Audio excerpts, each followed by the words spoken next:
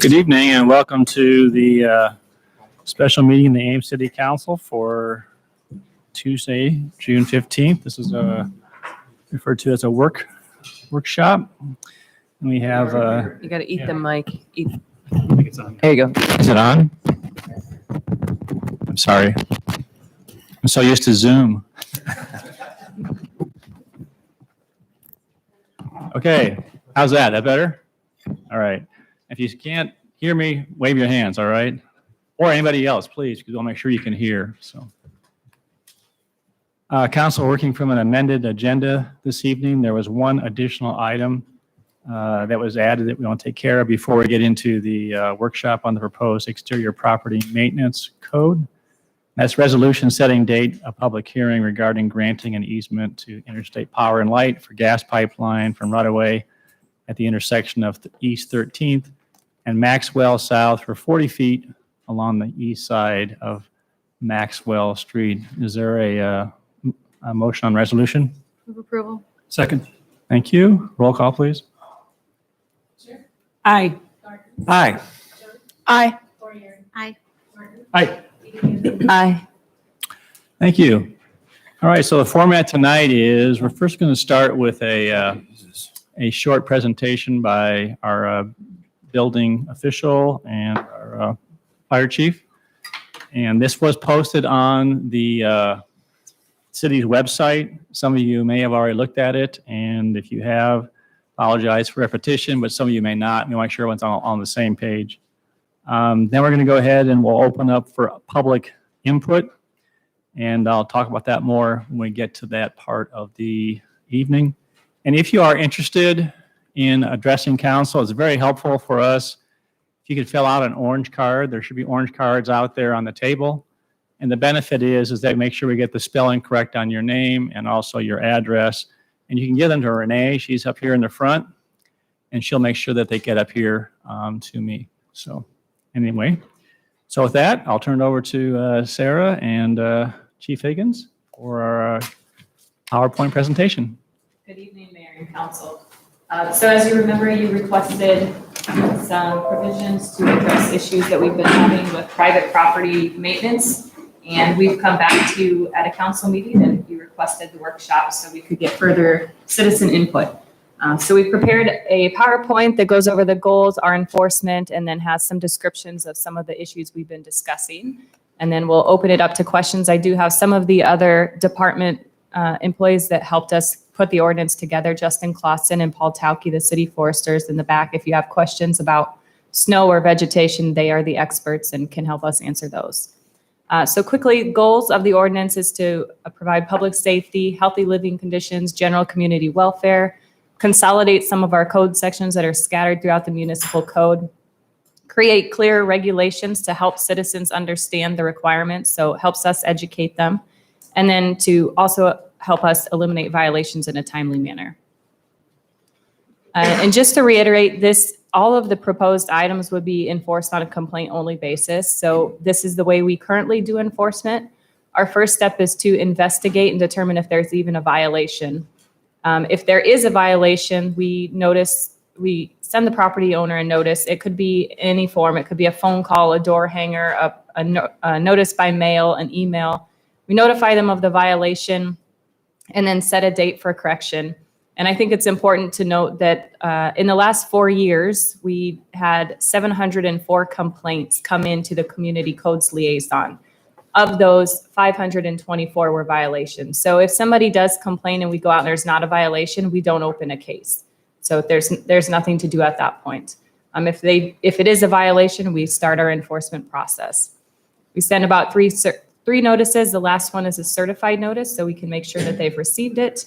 And if they fail to comply after all of those notices, that's when we start the enforcement process with a citation. We forward it to the legal department, and they move forward with the court process. And just a quick note, in the last 4 years, again, 23 citations, 13 of those were to habitual violators. So 4 owners were responsible for 13 of the violations. And I think it's important to note that those are the properties that we keep coming back to and really need help with.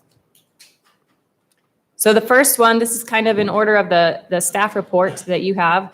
The garbage receptacles at the curb. The rental code currently prohibits them from being at the curb for longer than 24 hours. There's no such ordinance for owner-occupied property. And the 5 complaints per year, just remember that is just on rental properties. So I don't recall receiving any on owner-occupied properties, but if we did, we wouldn't log them since it's not a violation. Outdoor storage of garbage. The code currently requires garbage to be kept in a hard watertight receptacle.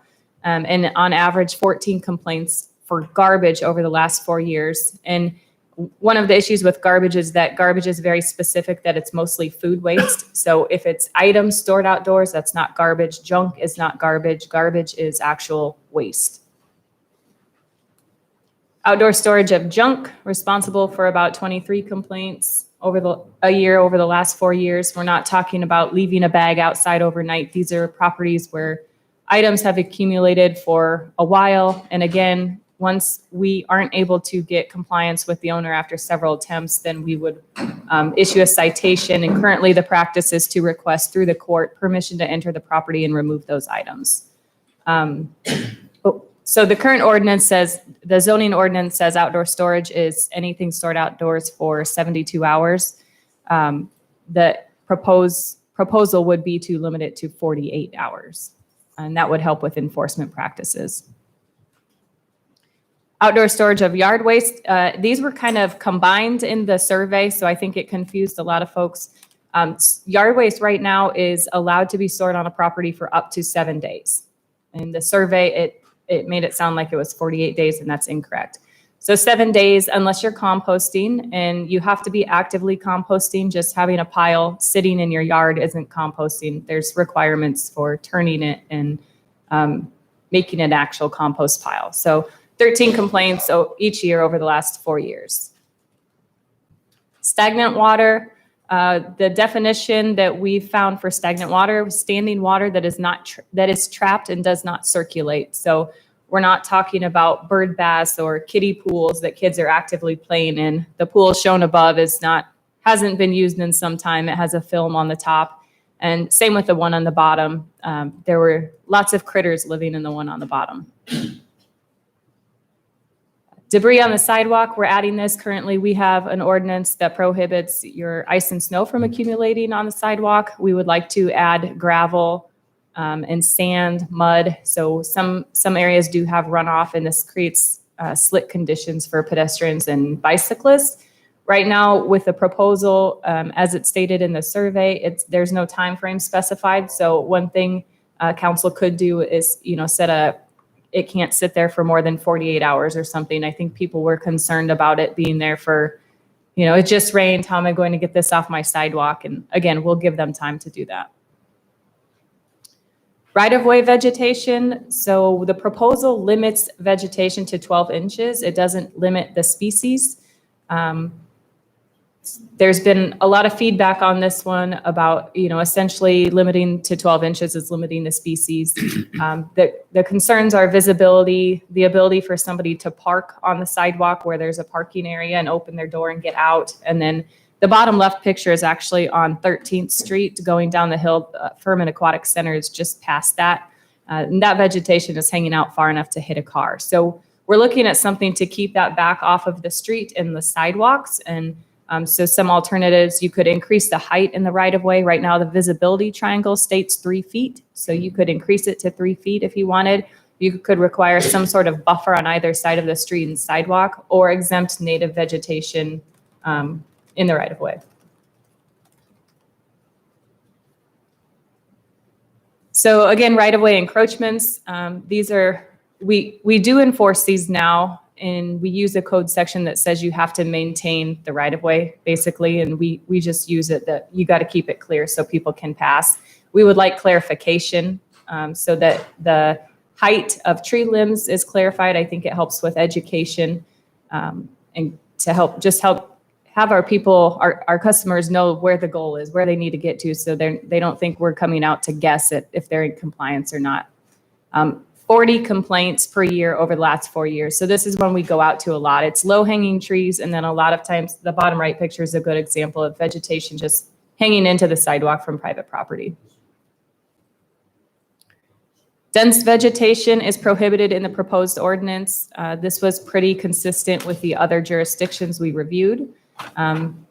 It's been controversial in the survey results as well. And one option would be to just not discuss dense vegetation, but prohibit anything that impedes ingress or egress from a structure. Turf grass, the proposed ordinance limits it to 12 inches in height. You might recall that rental properties right now are limited to 12 inches in height. We did survey other jurisdictions. 16 of the 20 surveyed had anywhere from 6 to 18-inch maximums for grass height. The others use dense growth or rank growth. I'm not sure how that's defined, but that was in the code. An average of 35 complaints per year over the last 4 years on non-rental properties. So those are the properties that we can't enforce on, but we're getting calls on to check. And the fire chief did check on other Big 12 jurisdictions today, and almost all of them had grass height ordinances, again, with a range of height. Dangerous trees aren't regulated in the code right now. We're proposing to regulate any that pose a potential threat to the right-of-way, the sidewalk, pedestrians on the sidewalk, vehicles in the right-of-way. We'll have our city forester help us determine which trees are dangerous. And, you know, if it's something that's not an immediate danger, it would be an education piece to the owner, letting them know that we found this tree to be dangerous and let's work on getting it removed. If it's an immediate danger, we'll notify them and set a timeline for removal. Excavations and holes. The proposed ordinance prohibits excavations from being on a property for more than 30 days. You would just have to cover it or fill it in to be in compliance. And just a note that it doesn't include egress window wells or fire pits. Vacant structures, we're proposing that all vacant structures are required to be secured. Right now, each of those structures was left unsecured. The top right is a commercial property. So just a reminder that this code we're also proposing to have applied to commercial properties. There's several, there's some in the campus town area right now that this code would pertain to. So just keep that in mind. The other is a garage where the door's just been left open and someone decided to make it their home. Structural maintenance is a new requirement that we're proposing. Right now, there's nothing to help identify issues prior to something being declared a dangerous structure, which means that it's in pretty poor condition. So this would help us identify those prior to that and work with the owners to get the property into compliance before it's in such disrepair that we have few options. Free of holes and that chipping paint doesn't dominate the structure. So these are pretty extreme examples. This is what we would be enforcing on, not driving around and looking for chipping paint on someone's window sill or something. Graffiti is currently prohibited in the rental code. We see a lot of it on commercial properties, though, that we're unable to do anything with. And so that would be the primary focus for this one. Typically, I think that the two properties, the top and middle picture, are both on rental properties, but we do see a lot more on commercial, not as much on owner occupied. But we want to clarify that graffiti means that the owner did not consent to having that put on their structure. So if the owner wants to paint their wall of their house with graffiti type art, they are welcome to do so. This is only when they've not consented. Junk vehicles are currently prohibited from remaining on the property for more than 48 hours. I think that was incorrectly identified in the survey also. There's very specific criteria to be deemed a junk vehicle. We've got an average of 9 complaints a year over the last 4 years. And we have some exemptions for junk vehicles in the next slide. The survey, when we surveyed these, only 5 cities regulated junk vehicles. One of them allowed for 24 hours. After 24 hours, it'd have to be removed from the property. The others were 48, but 5 out of 20 regulated it. The others had nothing in their codes in regards to junk vehicles. So the exceptions in our code currently, the top right picture is a very good example of the vehicle on the right is a junk vehicle. It's missing its engine. The vehicle on the left is likely a junk vehicle, but it's covered by a vehicle cover. And that's an exemption in the code. So the vehicle cover keeps it from being a junk vehicle and allows it to remain on the property. They can also be in a garage or shed or behind a opaque wall, or if it's part of a salvage yard, they're allowed to.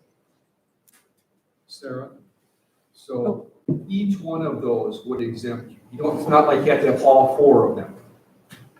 Like the tight fitting cover, the garage, in just any one of those would do. That's correct. Okay.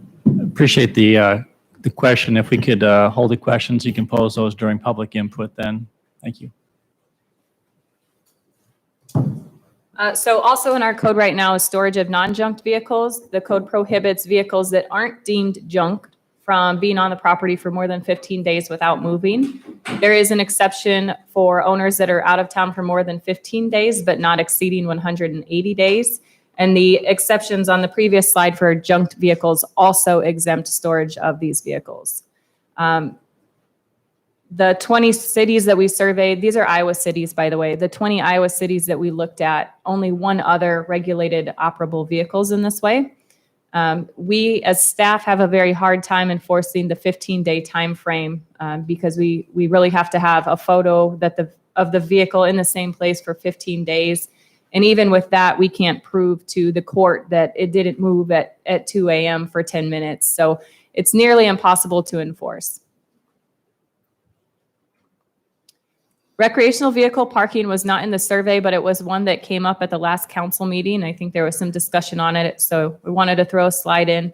The current ordinance, the zoning ordinance, allows one travel trailer, recreational vehicle, boat trailer to be parked on a property for up to 72 hours. It has to be behind the front yard setback, and it cannot be used for living purposes. So it can be parked on the property, but then the zoning code for outdoor storage is also triggered, and it would be prohibited from being stored on the property for more than 72 hours. If it is parked on the property, it can be parked behind the front of the house, but it also has to be on an approved parking surface. We just get a couple of these each year.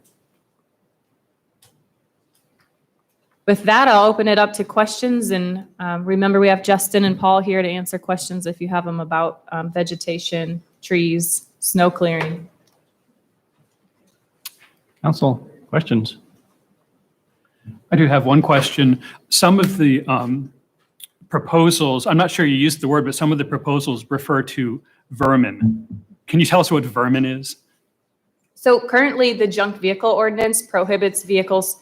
One of the criteria to deem something a junk vehicle is that it's become a habitat for vermin. So if it is being used for storage and has garbage stuff in it that's creating a mice issue, I don't know what defines vermin, but typically we see it as mice. Snakes and tall grass, I think, would be other complaints we've received. So we took the junked vehicle, the ability to harbor vermin in the junked vehicle, and just wanted to apply that citywide in case there are other things that harbor vermin. And I guess what comes to my mind first would be like a stack of old tires, maybe something where they could get in and create nests and create a whole habitat for themselves. Thank you. I have a few questions, and some of these are just clarification for me, and others are questions that I think I'd love to have clarified for those in attendance and those who are watching because of the comments that we got that suggested not everybody understands some aspects of our code now. So David asked about vermin. What is the definition of an operable vehicle? Is that something that's got license tabs or? So basically it would be anything that doesn't meet the definition of junked vehicle. So as long as you can operate it, and a junked vehicle is also very hard for us to enforce on. There's a couple visible things we can see, and keep in mind, we can't enter the property to determine this. So I can't go onto a property and lift a vehicle's hood to make sure the engine's in it. Mm-hmm. So if it's missing the windshield, or I can see seats are missing, steering wheel's missing, tires are missing, it's been up on jacks for months, then I would say it's a junked vehicle. Anything that I can't say is a junked vehicle, I would use as an operable vehicle. So we don't have anything that specifically talks about whether or not it's registered. Okay, and do you know which of the 5 cities had the junk vehicle ordinances? I don't off the top of my head, but I could find them. I'm just curious whether it's the larger cities or smaller. I believe they were all suburbs of Des Moines. Okay. The excavations and holes clause, would that cover something like the basement of demolished buildings like we've seen on Lincoln Way in Campus Town? Are those considered holes or is that something else? So the excavation of holes exempts properties that are actively undergoing construction. So I would say if they have a demolition permit and they're working to remove the footings, that would be an active building permit and we would exempt them. We would require, if it's sitting there for a long time, we would require fencing around it. But in general, I would say no, because that would typically be part of an active building permit. Okay, and then the last 3 questions I have, you probably can answer, but they might be something for Paul or Justin. So they should be pretty easy. These are the ones for clarification, because we had some comments about who owns the sidewalks and who owns the trees. So who owns the public sidewalks and is responsible for maintaining them in the city of Ames? So the public sidewalks are owned by the city, maintained by the abutting property owner. And who has the responsibility for putting in sidewalks if there aren't any typically? The abutting property owner. Okay, so it's a partnership that actually puts some of the financial responsibility on the property owners and the maintenance responsibility on the property owners. Correct. Who owns the trees in the right-of-way and is responsible for maintaining them so that they meet height The requirements? city. And who owns trees on private property that overhang the right-of-way and is responsible for maintaining them? The abutting property owner. Okay, thank you. Those were too easy.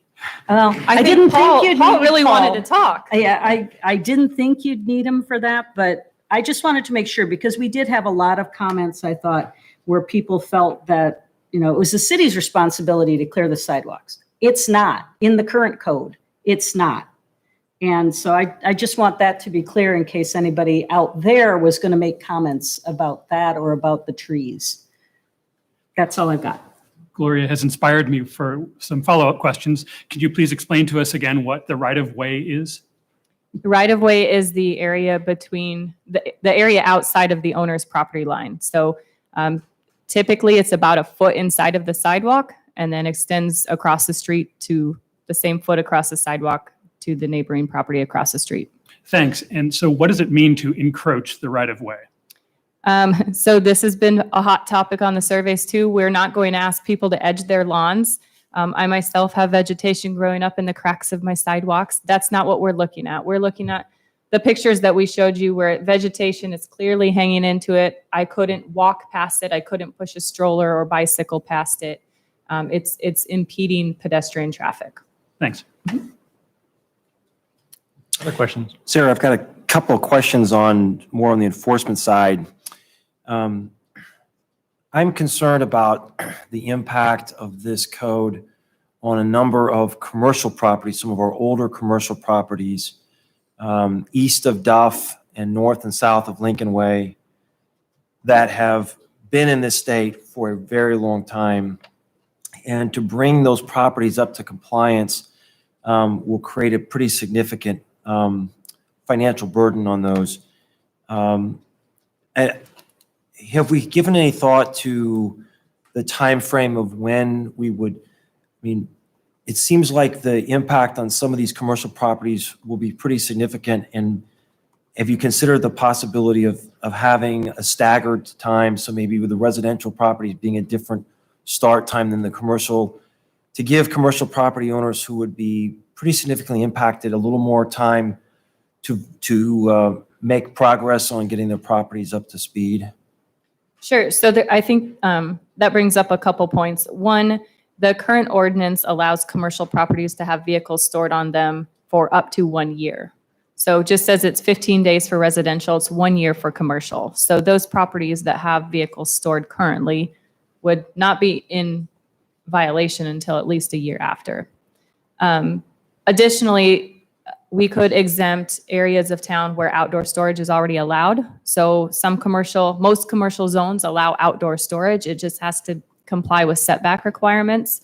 Outdoor storage is the code section we've been using to enforce on items stored outside, much like we're proposing the junk, but it's really a use standard in the zoning code. It says your Walmart, you can have items stored in this outdoor storage area. It's contained, here it is. That's the purpose of that. We've been applying it to try to help on some of these other properties. So outdoor storage on those zones would probably be allowed. Okay. And if not allowed, we could exempt them. We could provide a sunset date for them if you so choose. Okay. And so there are a number of properties in Ames that are substantially below this code. And they're not in our newer, nicer subdivisions, but there are some areas where people are living in these homes, and it would be a huge financial obligation to bring these properties up. And the owners may or may not be sitting in the audience today. I don't know how connected they are, and I want to make sure that we have people who are going to be significantly impacted in mind. Could you give some thought, help us think through what are some options we would have when the cost of compliance would be a significant financial burden on the homeowner? Is there any kind of way out of that or approach we could use? Yeah, we don't have anything currently. We have in the past utilized Ames Repair and Care through the Story County Volunteer Program. We've referred people to that program, and they have volunteers that will come out and help the property owners. So one that I have in mind is an owner was disabled. He had some medical conditions and couldn't clear the vegetation off of his sidewalk. Ames Repair and Care was able to send volunteers out with equipment to trim it for him. So I don't know if they, that's probably not something that's going to help take down a tree that's going to cost $3,000 to take down, but it would help those that have smaller issues that we need abated relatively quickly. There's not anything else in the code right now to assist financially owners with bigger projects. And maybe there's a comment for council. There are examples of programs where a city makes short-term loans to a property owner, and maybe there's a way we could develop something like that where you had particular circumstances of a hardship, and in essence, we could loan the money for those necessary repairs. Maybe we wouldn't get the money back until the property is sold, but at least the repairs are made, and there's some kind of money that to secure that. And then the final question I had is really sort of philosophical, in that because this code would depend upon a complaint basis, I worry a little bit about weaponizing this code. So if there's someone who says, man, that guy is really a jerk, and I'm going to turn him in for 3 or 4 things, we've now just sort of weaponized this code. And now all of a sudden, this guy's got to figure out how to bring his property in compliance. And maybe he should anyway, but the motive for this, there's actually a specific situation in my mind. So several years ago, we had reports of somebody in the Campiston area reporting about garbage cans that weren't brought up back to the house. There were about 100 of these reports. And I was sort of curious about this, and it was one person. And she was on a campaign to make sure all the garbage cans were brought up. I worry about someone feeling empowered to go on a crusade and pick the topic, but just tour the town and your inbox will explode. So ideally, this is going to be done by people of goodwill, but I will tell you, I'm a little nervous about that potential. I don't know where we go with that, but I want to be sensitive that we don't permit that kind of misuse of the code if we go that route. Thanks. I'd just like to respond to that because the individual in question had been encouraged by the city to report those infractions. And so we have to be careful laying blame when we ourselves are encouraging something. And I think we got that as a comment from a lot of people who were putting in native prairie and vegetation taller than 12 inches. And now they're saying, but the city has encouraged us to do this. And so there are some conflicts that arise between what we encourage people to do, what the code says, and maybe what our intent and the outcome is. So I am not, the person you mentioned wasn't on a vendetta. The neighborhood had a problem and she was told to report it. So she did. So that's all. We can go back and forth on this. The fact remains that I don't want to encourage Don Quixote to go on a mission. So we can work through that later. Other questions or comments? I just have one quick clarification with regards to the garbage receptacles. It seems like, so you said there haven't been any complaints with regards to owner occupied properties, just a few on rental properties. Did staff just add that specifically to help create equity between the rental code and a potential property maintenance code? Is that the reason why it's on there? Yes, that's Okay. correct. I will just add a quick comment too with in terms of potential low-income housing and challenges in making significant repairs. The city funds the Story County Housing Trust Fund in partnership with a number of other entities. And the trust fund does fund larger projects for owner-occupied repairs for low-income individuals. And that would include things like large tree removal, holes in roofs, things like that, that would prevent safety or present safety issues for the homeowner and the public. Do you know how much that budget is, Amber? I think last year there was about 186,000 allocated towards that specifically. And the legislature just allotted an additional 5 million to all the housing trust funds across the state. So it looks like we'll be getting more funding from the state to help leverage the local dollars as well. Great, thanks. Other questions? Sarah, could you explain the process? I mean, I think just so we're all on the same page, let's just say someone calls in with a complaint. There's not going to be, explain the process you go through. So like adequate notice, numbers of contacts, just so people understand, and the ability to cure on their own versus us or Cydia's coming in and roughshod, taking care of it. Can you walk us through that?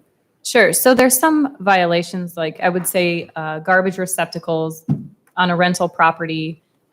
If we receive a complaint and we go out and we see that there's a receptacle out there, we'll monitor it for a couple days and make sure it hasn't moved or that it has moved. We want it to move, right? So we go back, make sure it's moved. If it hasn't, then we'll probably leave a door hanger on the door so that the tenants are aware of the issue. And if the tenants don't rectify it, then we will contact the landlord. So that's pretty typical for the smaller violations. Rentals are a little bit different because we want to also educate the tenants. We don't want to just contact the property manager and say, do this, but it's important that the tenants understand it also. So we try to provide notice that the landlord can relay to the tenants. So once we provide notice, we give anywhere from probably 7 to 10 days for the first notice, sometimes longer if it's something larger. And then we'll set a reinspection date. We go back and check on it. If it's still there, we'll send a second notice and repeat the process. If it's still there on the third time, we create a notice and send it by certified mail. So we have it, they have to sign for it. Or in some cases, I think we have had officers serve the notice if we know someone's not picking up their mail. If it's still not in compliance after the timeline given in that last notice, then we initiate the enforcement process with the legal department. So we have a citation, we send it to legal, we fill out dates that they need to show up for court, and then we have it served either by certified mail again, or if we know that they don't respond to certified mail, we'll have an officer try to serve it. Once it's served, they get usually a couple weeks for their first appearance, and that's when they come into the judge and say whether they are guilty or not guilty. If they say that they're not guilty, a court date is set for probably anywhere from 3 to 6 weeks in the future. And then that's where the city presents their case, the defendant presents their case, and the judge can make a ruling. Recently, we've had a couple where the judges have ruled that in the city's favor, but have provided the defendant additional time or waived fees. So it's really not, we're only citing when we really need to get something removed. We don't use it as punishment. It's really so we can have the judge allow us to abate the items if they still don't get abated by the owner. So when we go to court, and even if our decision is upheld, if the judge is willing to grant them more time, it doesn't help our enforcement abilities. So it can become quite lengthy. That's why one of the proposals is abatement, so that we wouldn't have to go through the citation process. We don't want to fine people. We know in most cases that a fine is going to hinder them from complying more than anything, but it's a tool to get compliance. I don't think my question was well clear. What is being proposed? So, for example, a homeowner gets, let's say in my house, I've got trees overhanging the sidewalks, impeding people from walking. What process would I expect that the city would go through in terms of notices, explanation, opportunities to try and get taken care of? Do I have any kind of recourse versus, I mean, I don't want to go to court. Other courses, I mean, I think you have some suggestions in terms of appeal boards, whatever. So that's what I'm trying to get at is it's a multiplicity of opportunity and really trying to encourage conversation. But Yes, that's very true. So we start with educating the homeowner. We really want the dialogue with them. Our notice is to get them to contact us so we can see what's going on. If we talk with the homeowner and they say, yep, we've been out of town, we had a family emergency, we're not going to enforce on the vehicle. We're going to work with them. We need a timeline that we can adhere to so we can say, when will you be back? Okay, in 30 days, we'll check on it. We'll make sure it's moving. We really just want to get them to talk to us so we can work on a plan. If they can't abide by our time frame, they're welcome to call in and ask for more time. If for whatever reason we deny them more time, then they would be able to go to the appeal board and request more time. Or if they feel that they're not in violation, they would be able to go to the appeal board and state, I'm not in violation. I'm not going to clean this. Thank you. And the other thing is, I think it could give the conception that, or appearance that we're trying to get all properties to look a certain way, and that we're trying to not have versus safety. Can you comment on that in terms of just? I think you had some good pictures in your illustrations, and I know that recently you had a very unsafe house that took quite a long time. In fact, the property owner ended up agreeing to relinquish the house. They just couldn't afford to take care of it, so the city ended up taking it down. Just talk about what our goal is here. It's not basically an appearance crusade as much as it is trying to accomplish safety. To talk about that, I think you talk about it in your staff report. Yeah, so the proposed ordinance would be comprised of minimum standards. This is the minimum we're looking at for compliance. If your gutter is hanging off, we're going to ask you to secure it because it could potentially hurt somebody. If your house has chipping paint and it's significant, we want you to repaint it so that the structure can stay standing for a while and we don't have to go through the dangerous building process. So it's about safety for the homeowner, the public, and I wouldn't say so much aesthetics. I mean, this is just a minimum standard. So we're not asking for you to do A, quality work. I think I say that a lot in our office. Everything we do is a minimum standard. Every code we have, you have to meet the minimum of the code. If you want to do better, you're welcome to, but you don't have to comply. So I think it's important to note that we're not making sure that you've hired the best contractor and you've spent thousands of dollars. We just need the gutter nailed back up to the roof. Mm-hmm. I saw a lot of the public comments that we had over 100 pages of public comments that were posted that on this stagnant water about, if there's water standing in a parking lot or if there's water standing in a sidewalk after a rain, would you kind of clarify what you're saying in terms of stagnant water? Yeah, so I think one of the recommendations would probably be that we would prohibit stagnant water from remaining for a certain period of time, whatever council feels is appropriate. We're not looking for people that have, a depression in their sidewalk and a heavy rain happened a couple days ago. It's really people that have maybe buckets or pools, something outside that's collecting water that it's not moving. So we're not looking at ponds unless the pond has not been maintained. It doesn't have maybe an aerator or pump in it. The water's not circulating. It's just sitting there. That would be something we could enforce on. But for the most part, it's not landscape features and bird baths and kid pools in the summer. It's stuff that people have let sit for quite some time. Nor is it rain barrels. Correct. Grain barrels or other containers that are completely contained where, the water can't, it's moving. It's the water in a rain barrel is still watering the ground, but it's not as likely to stagnate and cause bug issues. Okay. All right, before we get into public input, does the audience have any questions that they want to ask staff that will not be part of your time allotment for public input? But there was a question on the junk vehicles. So, and if you do have one, please raise your hand and I'll try and repeat it. Because we want to make sure people that are home, I went in to see if I can get a portable mic. I don't have one. So yes, ma'am, please. Thank you. I was just wondering if, under current code, is parking working vehicles on your own owner's grass permitted? I was under the impression that was not, but can someone clarify that? Sure. So then repeat that question. Does the current code allow parking owners' vehicles on grass? Is that correct? Is that your question? Yes. Thank you. So the current code prohibits parking on grass. So any vehicle parking areas have to be of approved parking surface and it's 5 inches of concrete. And a stall is 9 by 19. So there's an approved parking surface for all vehicles. If they're parked on the grass in the front yard, right now the parking division can issue a front yard parking ticket.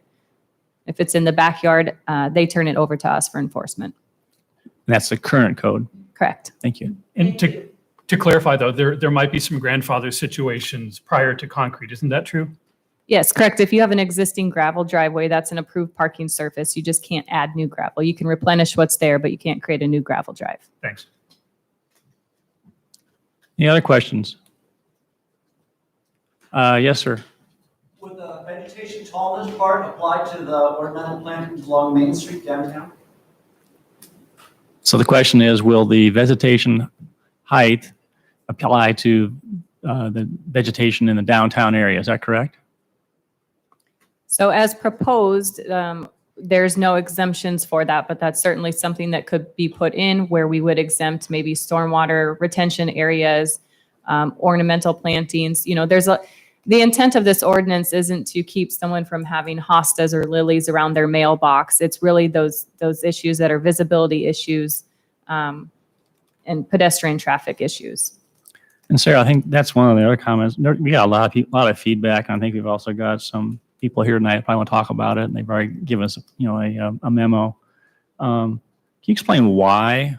What's the logic behind height of vegetation in the right of way? What are you trying to deal with? Primarily, it's visibility. So pedestrians walking, if I'm walking with my 2 children down the street and they're ahead of me and the grass is a prairie patch in the right of way and they step out, someone coming on the other corner can't see them. Vehicles can't see them. Even many adults wouldn't be able to be seen.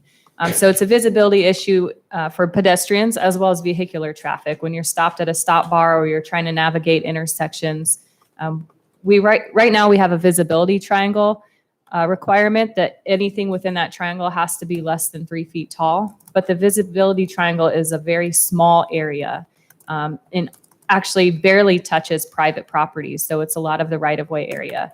We do get a lot of complaints, though, that only applies to intersections. We get a lot of complaints about visibility coming out of driveways, both like commercial driveways and private property driveways. So the visibility issue is the main concern.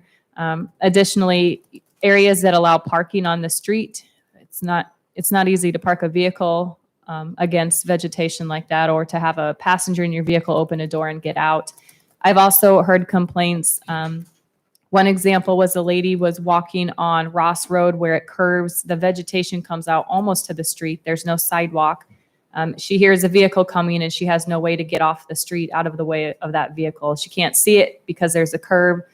So she wanted somewhere to step onto where there wasn't vegetation that she would feel safer. So visibility and pedestrian safety, I would say, are the main concerns. Can you explain what you mean by visibility triangle? Yes, so the visibility triangle is created by an intersection at the curbs of an intersection. So where the curb on the corner comes, and then it's, in most cases, like take downtown, for example, it's a 50-foot leg in each direction. And if the intersection is regulated, if there's a stop sign or a stoplight, that is cut in half. So it could be 25 by 25. The triangle created by that is the visibility triangle. And we limit anything in that area to under 3 feet. If it's on a uncontrolled section, it's further back, so vehicles have more time to see oncoming traffic.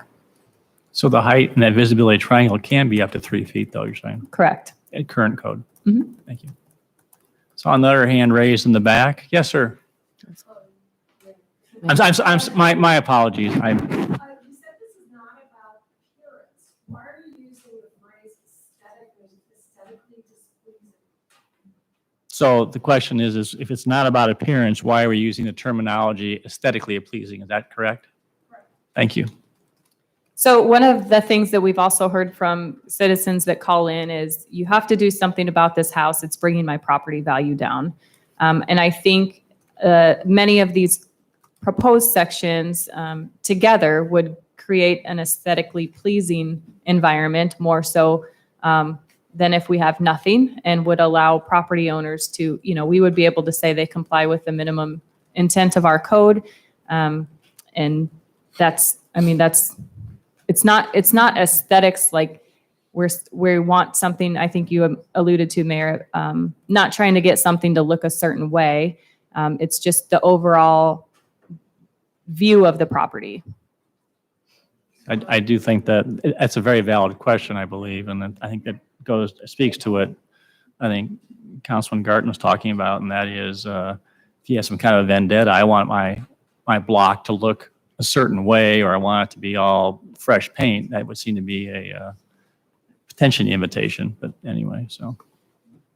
Other questions?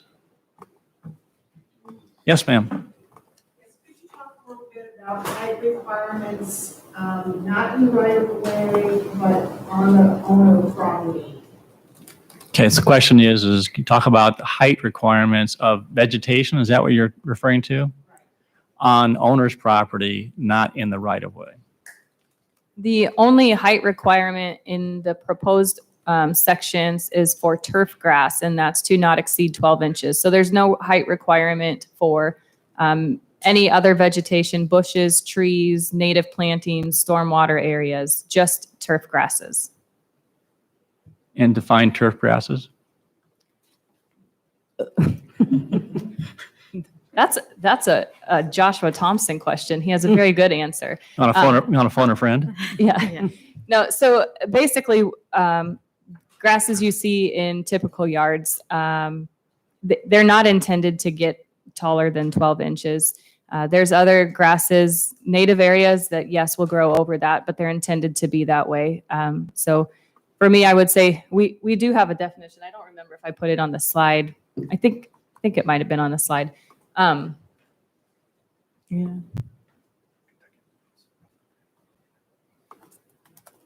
Nope, we didn't put it on there. So what's that? The other document we had, the ordinance. Well, let's not go to the ordinance. That's Yeah, okay. Just in general, the point is that ornamental grasses, for example, are not turf grass. This is basically your bluegrass. It's going to be a bent grass, Bermuda grass, things that you're basically designed to mow to be more like a golf course in a fairway or on a green versus the rough or most, where you have taller grasses essentially. Is that correct? Correct. That answer your question? Yes, there's a lot in between turf grass and native plantings. And so there's a lot of plantings out there that are tall and they're not necessarily native, so to speak, like the tile. So I presume that would not fall into that 12-inch requirement, then, is that right? That's correct. Other questions?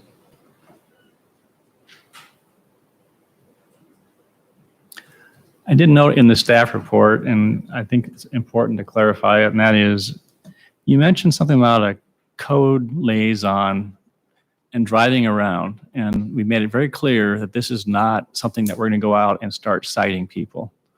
So I want to make sure that we don't have any kind of misunderstanding or misperception. Can you talk about what that means? Because it does give them, actually, I was a little surprised when I saw it in there. I thought, oh, well, am I misunderstanding something? So can we clear that up, please?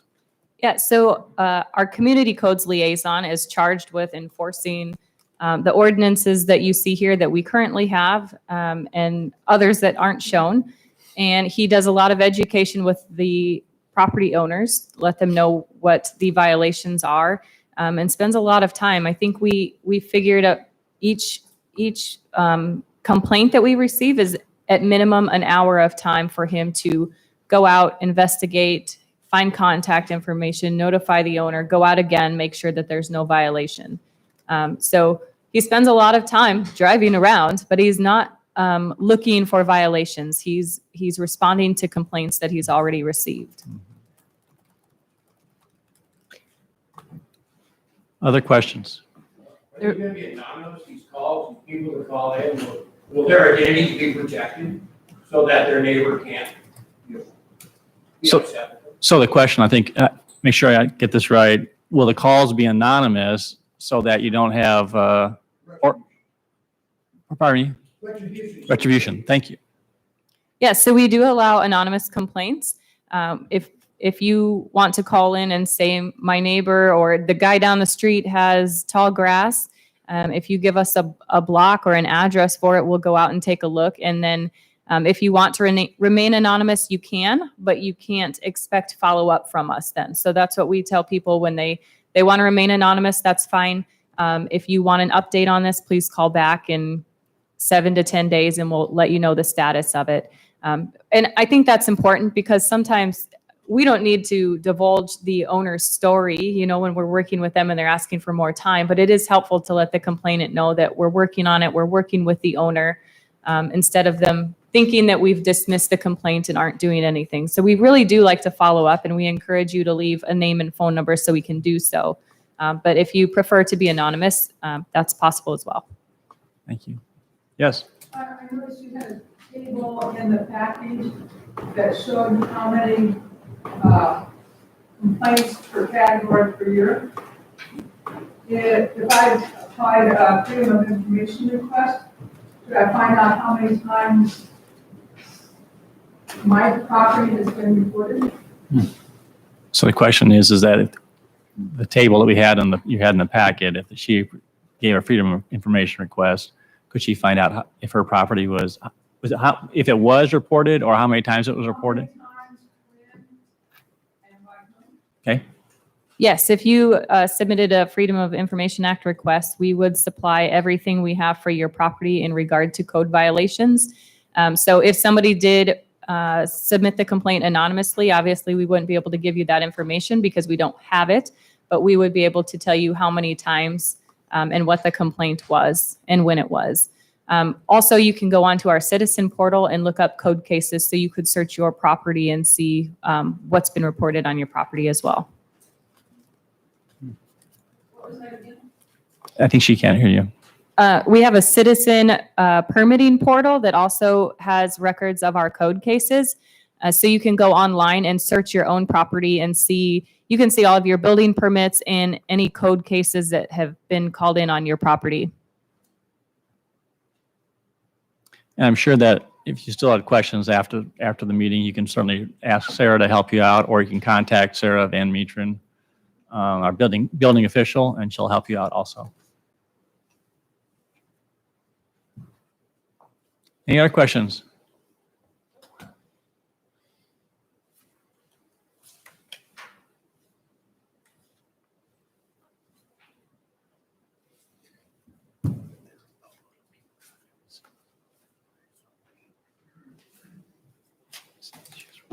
Okay.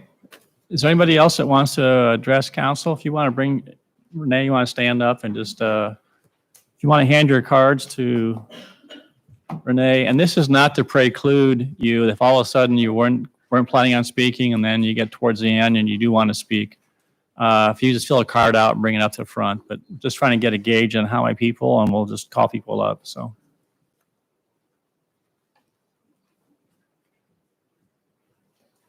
Thanks, Renee.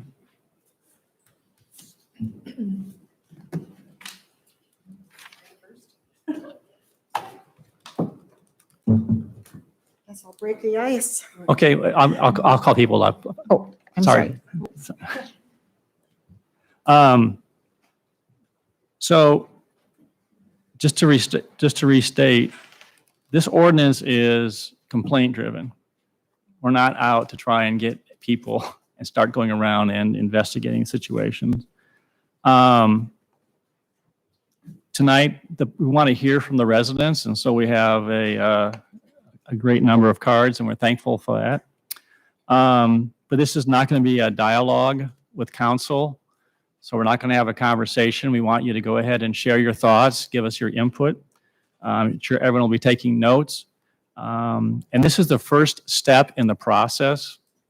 This is going to be a slow process. After this, we're going to probably have a conversation at a city council meeting. Not sure when that's going to be. I'm not sure if there's going to be another workshop to talk about this as well. Then there's going to be a draft ordinance put together, a draft ordinance for public input and council to review prior to seeing some ordinance show up. So it's going to take some time to go through the process. We don't necessarily have a specific timeline or an agenda to try and get it done by exactly this particular date. But we know that we've got a lot of people to give us public input. Appreciate those emails.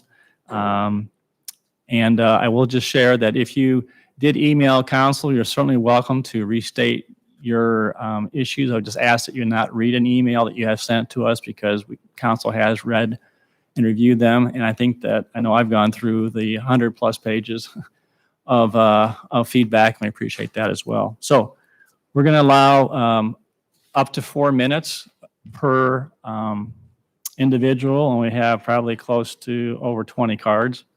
So we're going to take a few hours, and we may take a break midstream. And when I call your name, I'm going to call 2 names. I'll call one person up, and they can start speaking. And the other person could come here and just stand in the wings, so to speak, and be ready, so we can kind of keep things going. So we'll go ahead and start with Helen Gunderson. She had to step out for just a minute. Okay, we will. Ed Lyon. And then Jessica McDaniel. And if I have mispronounced your name, my profound apologies. Jessica, if you want, just wait over here. Ed. I'm not reading my email yet. I wonder why you picked me first. If you would introduce yourself, your name, and your address, you may proceed. I may very well be picked early because I'm probably one of the city's biggest offenders of planting. I have 300 feet of right-of-way that's planted. It's all planted ornamentally. I've become a destination for the neighborhood. If I said that it was on Hodge Avenue, many of you would probably know my garden. A good share of the city does. And I was just on a garden tour, and I want to say I'm not here to say I don't think we should have regulations in right-of-way. I've planted right-of-ways before. I think they should be regulated. What I think is this is too vague. I think it's asking too much too quickly to go from all of these folks that have done wonderful jobs with children's gardens, edible gardens, pollinator gardens, to suddenly tell them, all right, now you've got to go down to 12 inches. I've done this in other communities. Usually the situation is the 3 foot in the triangle. Otherwise, they're not overly concerned with the rest of it because it's not a visibility issue. I actually have a 200 foot stretch that does go into that triangle. Actually, as I said, I'm not against this. I'm taking some plants out right now for the city because they're doing some construction work in that triangle. But what you're telling me is that then 180 feet of those 200 shouldn't be beautified. It should be this turf or mowed or whatever it is. And my attempts to beautify 180 feet that are not, creating visibility, I think that's rather unfair. I moved here 6.5 years ago from Madison. I was not real happy about the move, I'll say that. I didn't know anything about Ames, but my staff drove me downtown. And I thought, oh my goodness, Ames is a green city because Madison's a green city. And boy, I fell in love with the old neighborhoods where I live now. And I'm like, oh my goodness, the city is allowing people to beautify, to utilize these spaces that otherwise are an issue. And I have a real issue with turf. And coming from the background that I do, I'm very anti-turf. I don't have any. But if you look at current statistics, we like to blame the farmers on all of our pollution and issues, right? Well, if you were to take and combine corn, soybeans, and wheat, our 3 primary crops, they are exceeded by one other crop in this country, and that's turf. That turf is the biggest consumer of water. It is it's creating issues with the chemicals and inorganic fertilizers. This is all going into our water system. It's causing issues. We have some and I'm not a native plant advocate specifically. I think all plants have value. But anybody that is doing this to help this overall cause of using less water, using less chemicals, contaminating, I think is a very noble thing.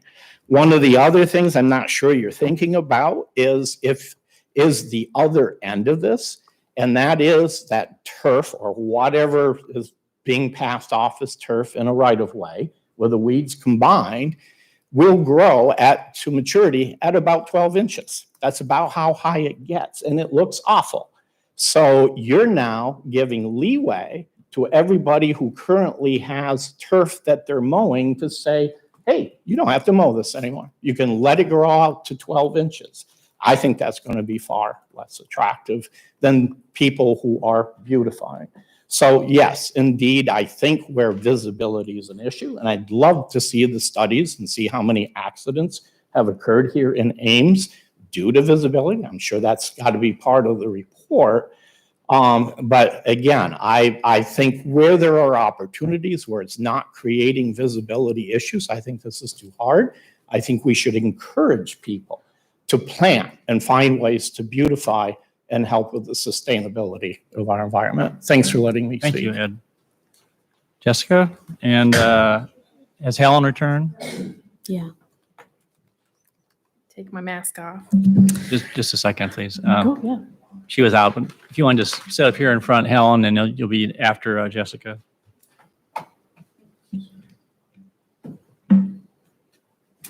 Okay, go ahead. All right.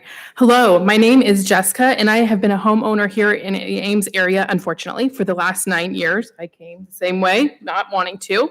Sorry, But could the you city give us- has built, and I really Could you give us enjoy. your address, please, Jessica? Oh, yeah, it's 1521 Kellogg Avenue, Ames. Thank you. Old neighborhood. So the city has built a community based on inclusion and diversity. This is laid out in the Ames vision and the strategic goals. The proposed codes create a conflict with this messaging and show that these values end at the curb. If we are to implement these, the homeowners would lose their right to manage their property as they see fit or frankly can afford. While some of these masquerades as safety concerns, may I remind everybody that the city already has a safety code that every owner is supposed to adhere to. These proposed codes go far and above that and are geared towards achieving an aesthetic uniformity, as you had mentioned. The city council and the city government are not an HOA, and this is not the reason that any of you are here. Last time I checked, my name is on the deed, not you, not the city of Ames. According to Aaron Emberlin, an investor who is big in property investing, the top 3 things that hurt property value are short sales, foreclosures, and having a high concentration of rental properties on your block. These supporters of these codes are using overblown, a false narrative that of the other properties, aesthetics are driving down their property values. And it is just that, it is a false narrative, especially in the Ames housing market. Another issue that we as a community must ask ourselves is, who are these codes going to impact the most? Is it the homeowners making over $100,000 a year? I doubt it. A quick drive around and through our neighborhoods with these codes in mind, and it becomes clear that these would disproportionately impact older neighborhoods. Neighborhoods that, according to the city's own data, traditionally have a lower median income, thus putting those in our community who are already considered at risk for putting them even more at risk by forcing them to comply or face an additional financial burden. Only homeowners should be able to set their priorities for their properties. These codes would force some in our community between choosing paint for their exterior of their house, paying their mortgage, or putting food on their table. These codes do not support the narrative of inclusion and diversity within the city council or the mayor claim to uphold. You cannot claim to support diversity and then turn around and penalize those who do not fall into your narrow view of what property should and should not look like. Instead of looking down on those properties, why not donate a few hours to help your neighbor in need? The Ames City, you mentioned a fund, why not utilize that fund more frequently? It is about time. It is expensive to maintain and home and maintenance, and it's about time that we as a community recognize instead of shame and penalize those and give a helping hand to those in need. I urge you to leave these in the past and move on to more important items. And for those people who just want to look and judge, may I suggest turning your head 50 degrees and not looking at those properties. Thank you.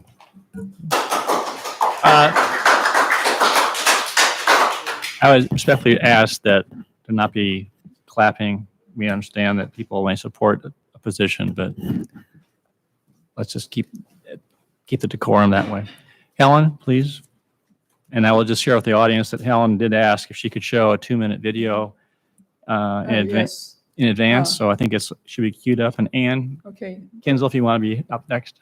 I've sometimes projected shows that I worked a lot on and the lights were too high to really see it well.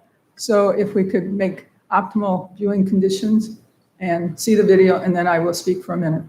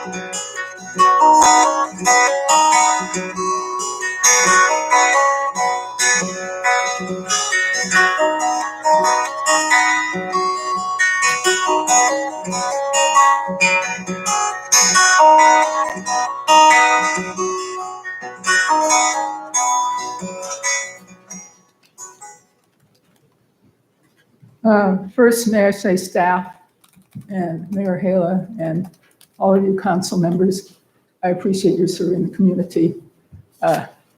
It's not an easy, or not a set of easy seats to be in. I do favor the city having consistent standards for rental and owner-occupied homes. I would hope, however, that you would ensure that the rationale for a standard is not based on an urban myth, and ensure that a decision is not one of simply siding with prevailing biased thinking. For instance, is a prairie patch in the right-of-way more dangerous than chemically treated, well-shorn turf that meets golf course standards? Is such a turf more aesthetically pleasing and therefore make a neighborhood more valuable than a place with a prairie patch? How much do prairie patches truly limit visibility? And a big concern I have is when I see bicyclists, from little toddlers pedaling away as fast as they can, to teenagers, to adults riding on the sidewalk. That is, for the most part, not legal. And according to bicycle authorities, it's more dangerous than them riding in the street. I would say that my neighbor to the north has reported me at times for my parking in the right-of-way. I have a prairie management system of trimming my prairie twice during the summer from collarbone height to chest height, and then right before school starts to knee height. And then in the spring, I cut it all down to 6 inches, or to, 12 or whatever, 6 inches to start the new season. I would say that if you do decide to limit the right-of-way to 12 inches in response to a history of specific severe abuses, then you should also not only set minimums, but also engage in conversation about how to promote positives. And that would be establishing a permit program to promote, create, and maintain prairie patches on volunteer rental and owner-occupied property. I also believe that if you have the authority to set some of these standards and respond to complaints and find somebody for these items, that you should also have the authority to do something about the unsafe nature of turf grass and the chemicals that are used on it. I realize that you are probably bound, you probably do not have the local control to go against the state or the EPA, but that doesn't mean that you cannot begin discussions, start educating. My impression from my friends at Practical Farmers of Iowa on the listserv is that you can have a really healthy, robust lawn if you mow it later in the summer, start later, mow less often, don't mow as short, and stop mowing earlier in the fall. So thank you very much for the civility and support you've given me. Thank you. And Matthew? Matthew, you'll be next. Good evening, Mayor, members of the council. I echo Ms. Gunderson's words in thanking you for starting this process and listening to your constituents' varied views on this. Clearly, there's room for a lot of opinion as to what a proper property maintenance ordinance is. And there are many people who have passions about lawn, turf, ornamental grasses. But let's take a bigger vision here. This is the beginning of the process. And you're here to take input from the citizens. And at the end, you're going to come out, I hope, with an ordinance that does regulate property in Ames. I think it's an effective and reasonable position of the government to influence private property and to frankly regulate it. But, you know, it's so difficult when I hear what Ms. Gunderson has to say about the beauty of ornamental grasses. But I don't think that should stop us from thinking about broader questions. what is important to the community in the terms of the maintenance of property value and safety. And your job is to find a just balance in that. I think that what Member Garten suggested about expenses for individuals is a very important concern. I think that as a community, we should do as other communities do and find creative ways to make funds available in the form of loans or forgivable loans to folks who want to improve their property, who want to make it safe for themselves and the community in such a way that is fair and equitable. So I ask as we go through this process simply that you listen to your constituents, that each of you listen to each other, you all have valid points, and that we find a just means for which we can protect both the rights of the community and rights of individuals in Ames. Thank you. Thank you, Ann. Matthew? And Carol? Williams.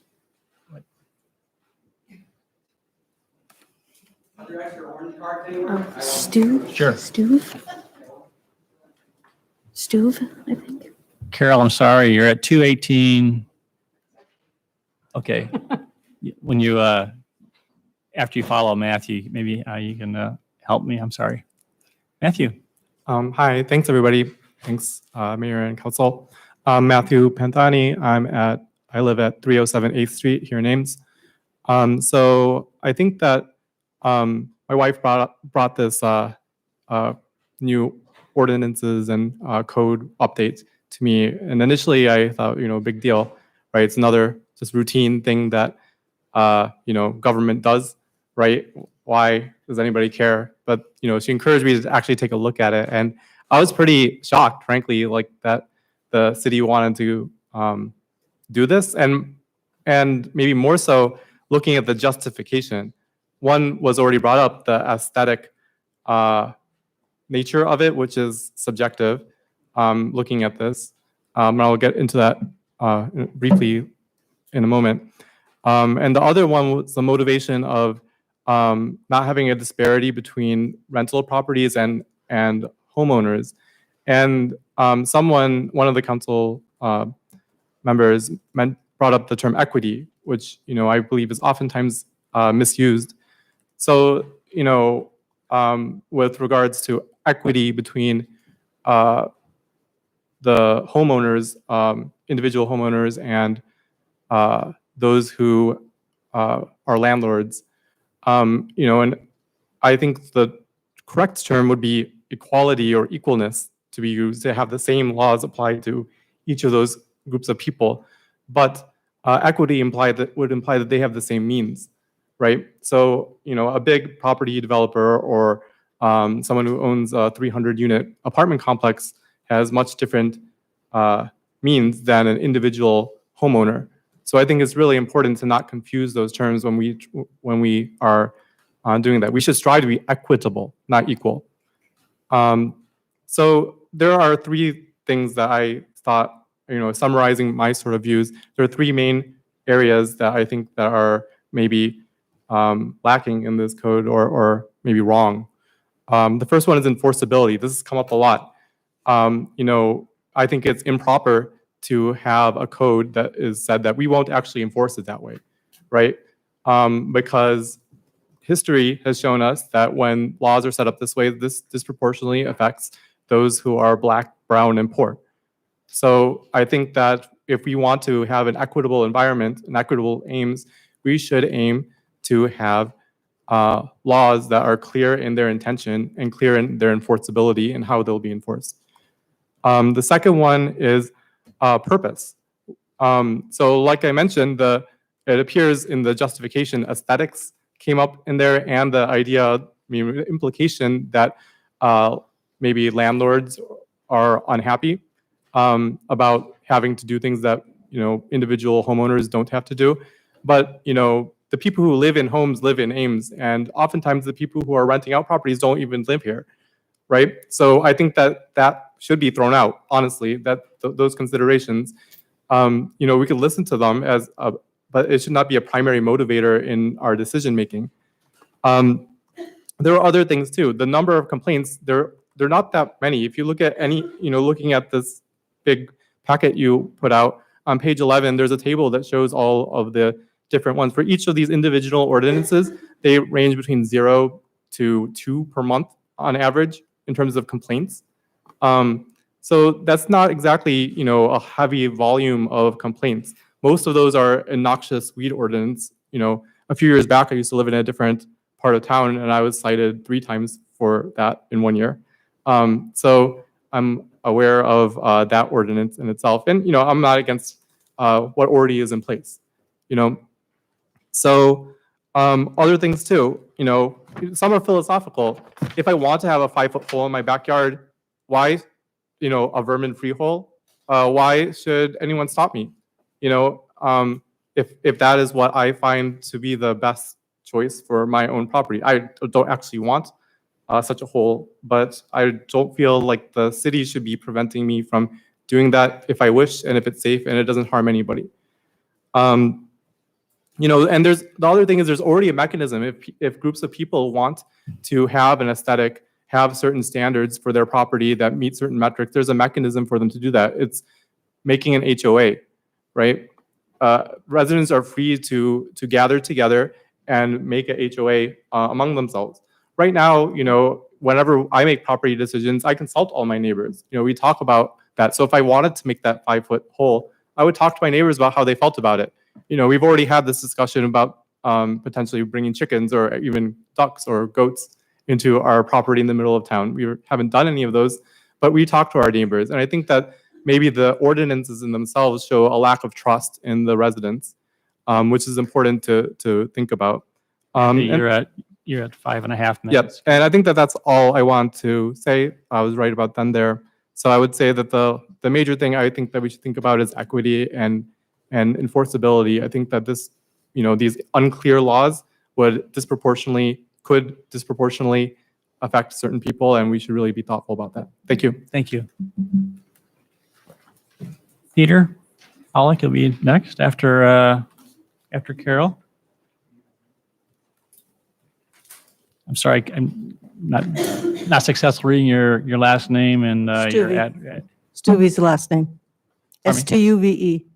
Thank you. And your address is 218? 218 Hilltop. Thank you. Sorry about that. I'm here concerning a property I'm sure many of you have heard of before. It is on Tripp Street, 3323 Tripp. I have pictures I just sent to Gloria. This has been a big issue in this neighborhood, and it is continual on a daily basis. There are many people that come and go, and they sit on the curb. They live in their vehicles on the street. And you had mentioned that you were not going to have someone that paroles the area looking for things. I wish you would. I wish you would have an appointed official who could actually stop and say, hey, this is not allowed. One of the pictures shows a cart where they put things on it. Well, it's right on the sidewalk. It's right there in the middle of the sidewalk. Most people don't even walk on that side of the street. There's usually so much congestion, and the cars are filled with garbage. They live in the cars also, but that wasn't the main issue. It's continually a junk hole. And this has gone on forever. I know my neighbor has called. She just sent me a video they took Saturday. It needs to be addressed. And if you were to check the number of people who have moved in and out of the houses across the street, down the street, 2 houses. Nancy Teal, I think, lived there at one time. That house has sold 2 or 3 times. Right across the street, Corbett's used to live there. That's sold 2 or 3 times. There's another house I know has sold 3 times. Everybody's selling because they can't stand all the commotion and the swearing and everything else is a whole nother issue. But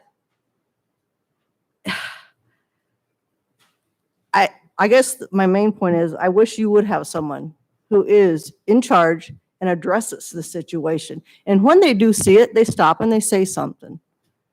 Because you talk about vermin and all this, I'm sure if you were to stop and look, that's exactly what you'd find. And unfortunately, most of the people that go there, they either have drug problems or they're homeless. And so this is the gathering place. And I live at the end of Hilltop, and I see them coming up on the lady's property behind me, and they travel to the house. I mean, this is the haven for the homeless and many issues that go on. So I wish the city would give this some serious attention and hold them at least to get the sidewalks cleared, and that all that stuff is not out there. Two weeks ago, exactly 2 weeks ago today, I looked out my front window, and my neighbor across the street had replaced a door, an outside door, a wood door, and he had it to be picked up for garbage. Well, one of these people came up, and he was trying to carry the door on his bicycle. And another gal came up, and she was helping him. Well, they put it down, and they left it there. Right now, you could drive down Tripp Street. It is on their property in the front yard. It's a white door, no glass. It's been there for 2 weeks now. Okay, and that's just one item. There is tons of stuff in their front yard. I don't think they have garbage service, but this would be something that, either they get garbage service or they are accountable for hauling this. They also use their vehicles for hauling metal. I know they make money that way, so they do have vehicles available for moving stuff, and this stuff needs to be addressed. So thank you. Thank you. After Peter, it'll be Tom Hoff. Hello, my name's Peter Halleck. I live at 114 8th Street in the Old Town area. I had put in 2 cards. One was as a representative of the Old Town Neighborhood Association. I think each of you have at your desk a memo from the association. We operate a program in cooperation with Parks and Recreation where we have corner gardens, or actually we refer to them as corner gardens. They're actually sign gardens. They're under each of the street name signs within the historic district, as well as the welcome to the historic district signs. But we've been operating those since about the turn of the 20th or 21st century, and not the 20th. But we were funded by the council through a neighborhood improvement grant to put limestone edgers around those gardens in 2005. And so I know it's been going that long. I think it was already going before that time, just without the edgers. Most of our gardens are within the vision triangle, as was mentioned here, and have to maintain the 3-foot maximum. We very much oppose changing that to a 12-inch maximum for right-of-way plantings. And so that's the position of the neighborhood association that you have. For myself personally, I'd like to say I am in favor of the ordinance in general. I'm in favor of regulating vegetation both on properties and in the right-of-way. I just don't like the 12-inch proposal in the right-of-way. I am particularly, I'm somebody that walks around town a lot. I'm very much concerned about all the encroachment on sidewalks from vegetation and from muck. There's a lot of places where there's a paved public walk, but it's 3 inches under mud. And so I particularly support the idea of treating mud and that the same as we do snow, and saying the sidewalk should be passable. So those parts of it, just in general, I think the safety justification of everything except that 12-inch on the right-of-way. So thank you. Thank you, Peter. After Tom will be Norman Hawkins. Yeah, Tom Niehoff, 1515 Maxwell Avenue. Thank you for having this public discussion, and I want to thank the staff for their hard work on this. It's even harder than I realized before I came here tonight. I think the crux of the proposal before us is to ask the residential people and the rental units to be on the same page. And I just want to speak in favor of that. I think it's a good idea. The fine tuning of it is going to be difficult, and I worked with the staff a bit, and they've been very helpful, although it's hard sometimes to move things along. But thank you for having this, and I am in favor of having a uniform standard. Thank you. Thank you. After Norman will be Patrick Schmidt. I'm Norm Hawkins. I live at 5115 Todd Drive. I've been at that address since 1984. I am here to support the codes to help people understand that they just can't let their properties go. The house that's immediately on my east side was up here in the pictures twice, showing things that are not right within it. We have seen many critters coming out of there, raccoons, possums, woodchucks coming in and out of this house. We'd like to think that not only does this property need upgraded, but there are other properties around town that we can all see get improved. And I think the underwriting thing should not be, let's make it pretty. I think it's got to be safety. I think we've got to provide ways for people to not feel like they're at risk when they come out of their house and see a mother raccoon and her 5 kits running across your sidewalk just to go underneath a property. This place that's right next to me has all kinds of stuff piled up in the hedges up in the backyard. It's got bushes that are overgrown taller than I am in the front yard. You can't read the address. You can't get into the front door because of all this. And the person who owns this property hasn't lived there for at least 15 years. And I think the only time he's been in that property is when he was mandated 2 summers ago to come back and make improvements. And I think those are things that an ordinance like this would help improve.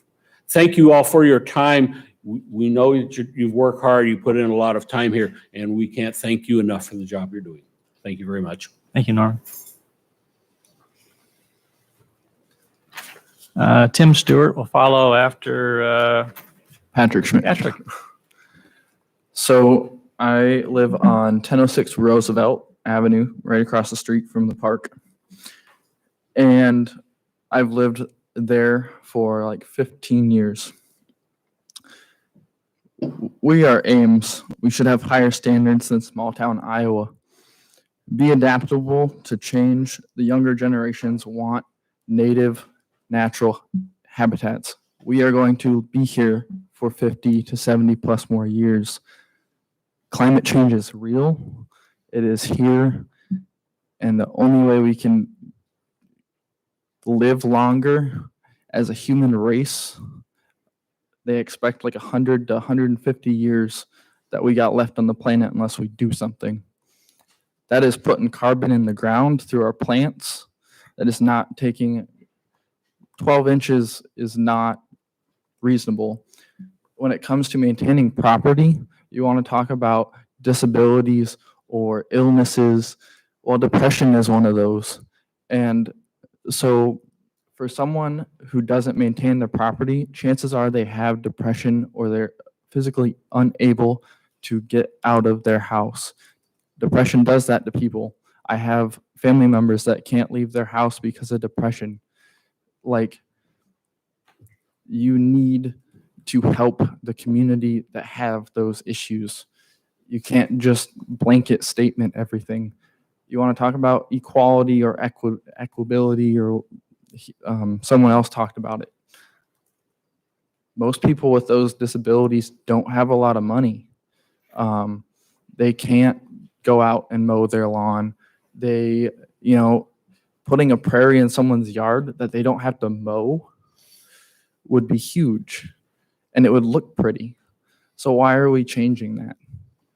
I am not in favor of this. I do think there needs to be change. I understand you guys have a hard job. I graduated 2 years before Rachel, or maybe a year. I know you through church. I'm not there a lot, but like it is our right as humanity, and it even says in the Bible that we are supposed to be the stewards of the planet in Genesis. So why are we making these changes? Because it's money?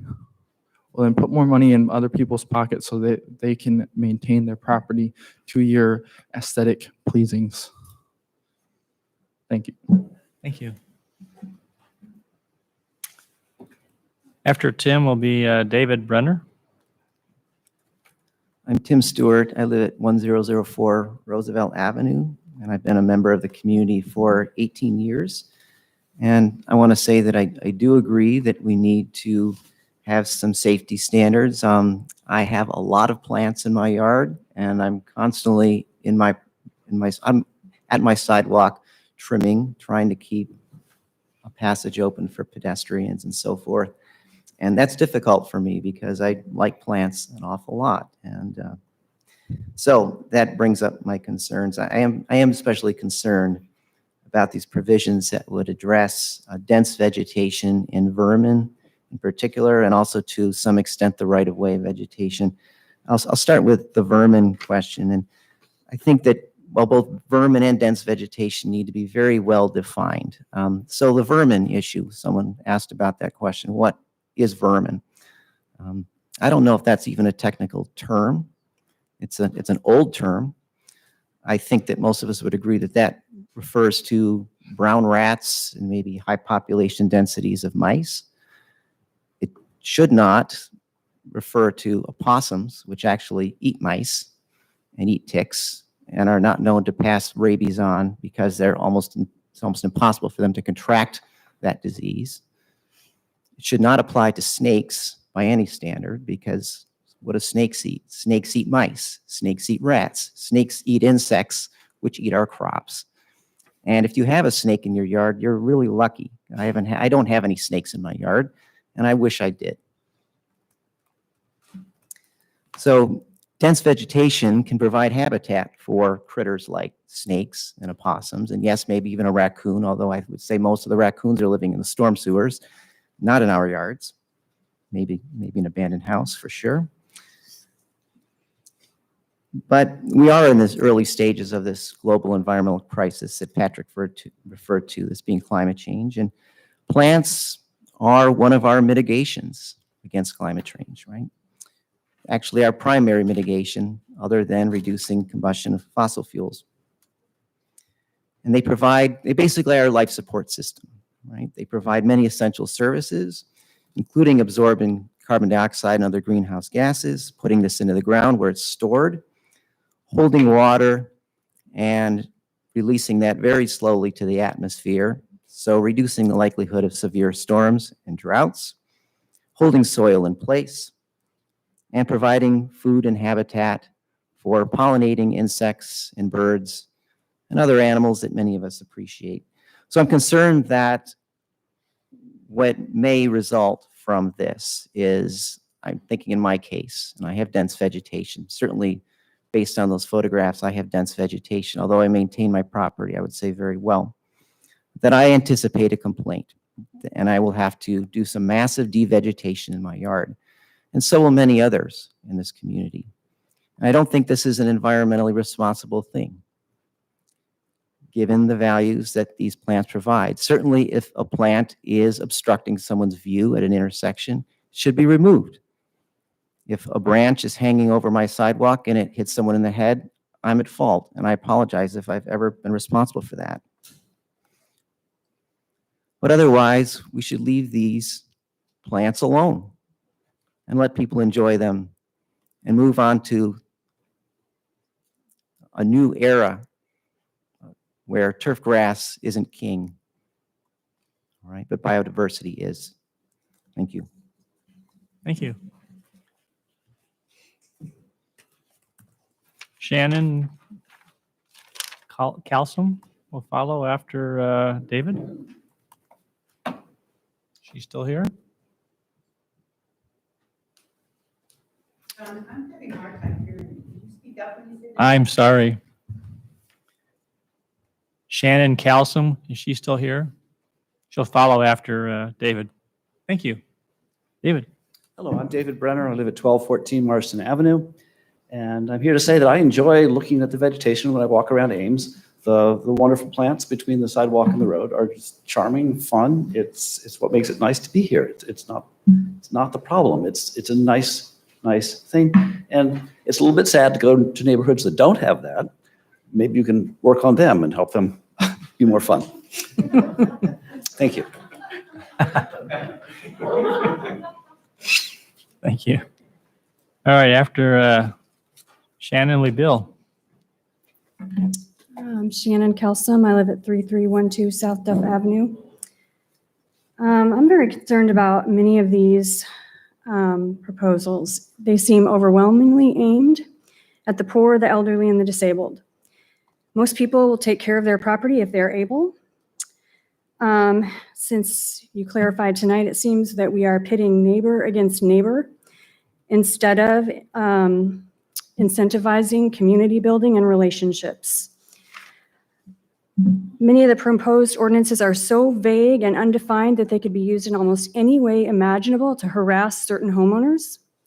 My property abuts 2 apartment complexes. I'm very concerned about these entities weaponizing these ordinances against me for trees or whatever they choose to. It's well known that my property is very desirable and someday would probably be an apartment complex. If that's the case, it'll be at my choosing, not dictated by someone else. The property we purchased in 2007 was probably in violation of a number of these items. Its dilapidated state was one of the reasons that we were able to purchase a home in Ames. The previous owner was elderly, and she was unable to deal with the issues. She was simply trying to remain in her home as long as possible. Over 14 years, we have brought our property into compliance with most of these ordinances. But there is no way we could have done that in a short period of time.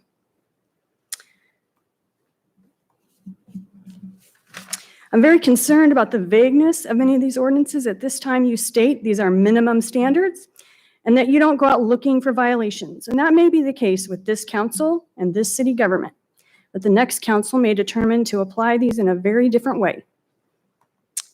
Would it be nice if every home and building in this city had a fresh coat of paint, perfect siding, immaculate roofs and yards? Yes. Is that realistic? No. People are dealing with illness, job loss, reduced income from COVID, in addition to depression. They don't have the time, energy, or money to deal with many of the issues that are addressed by these policies. And creating a divisive set of policies that incite neighbor to attack neighbor is not bringing this community into unity. I'm really shocked, honestly, about the car, having a moving car that doesn't move, a whatever, usable car that does not move for 15 days. My son was in the hospital for 19 days 3 years ago.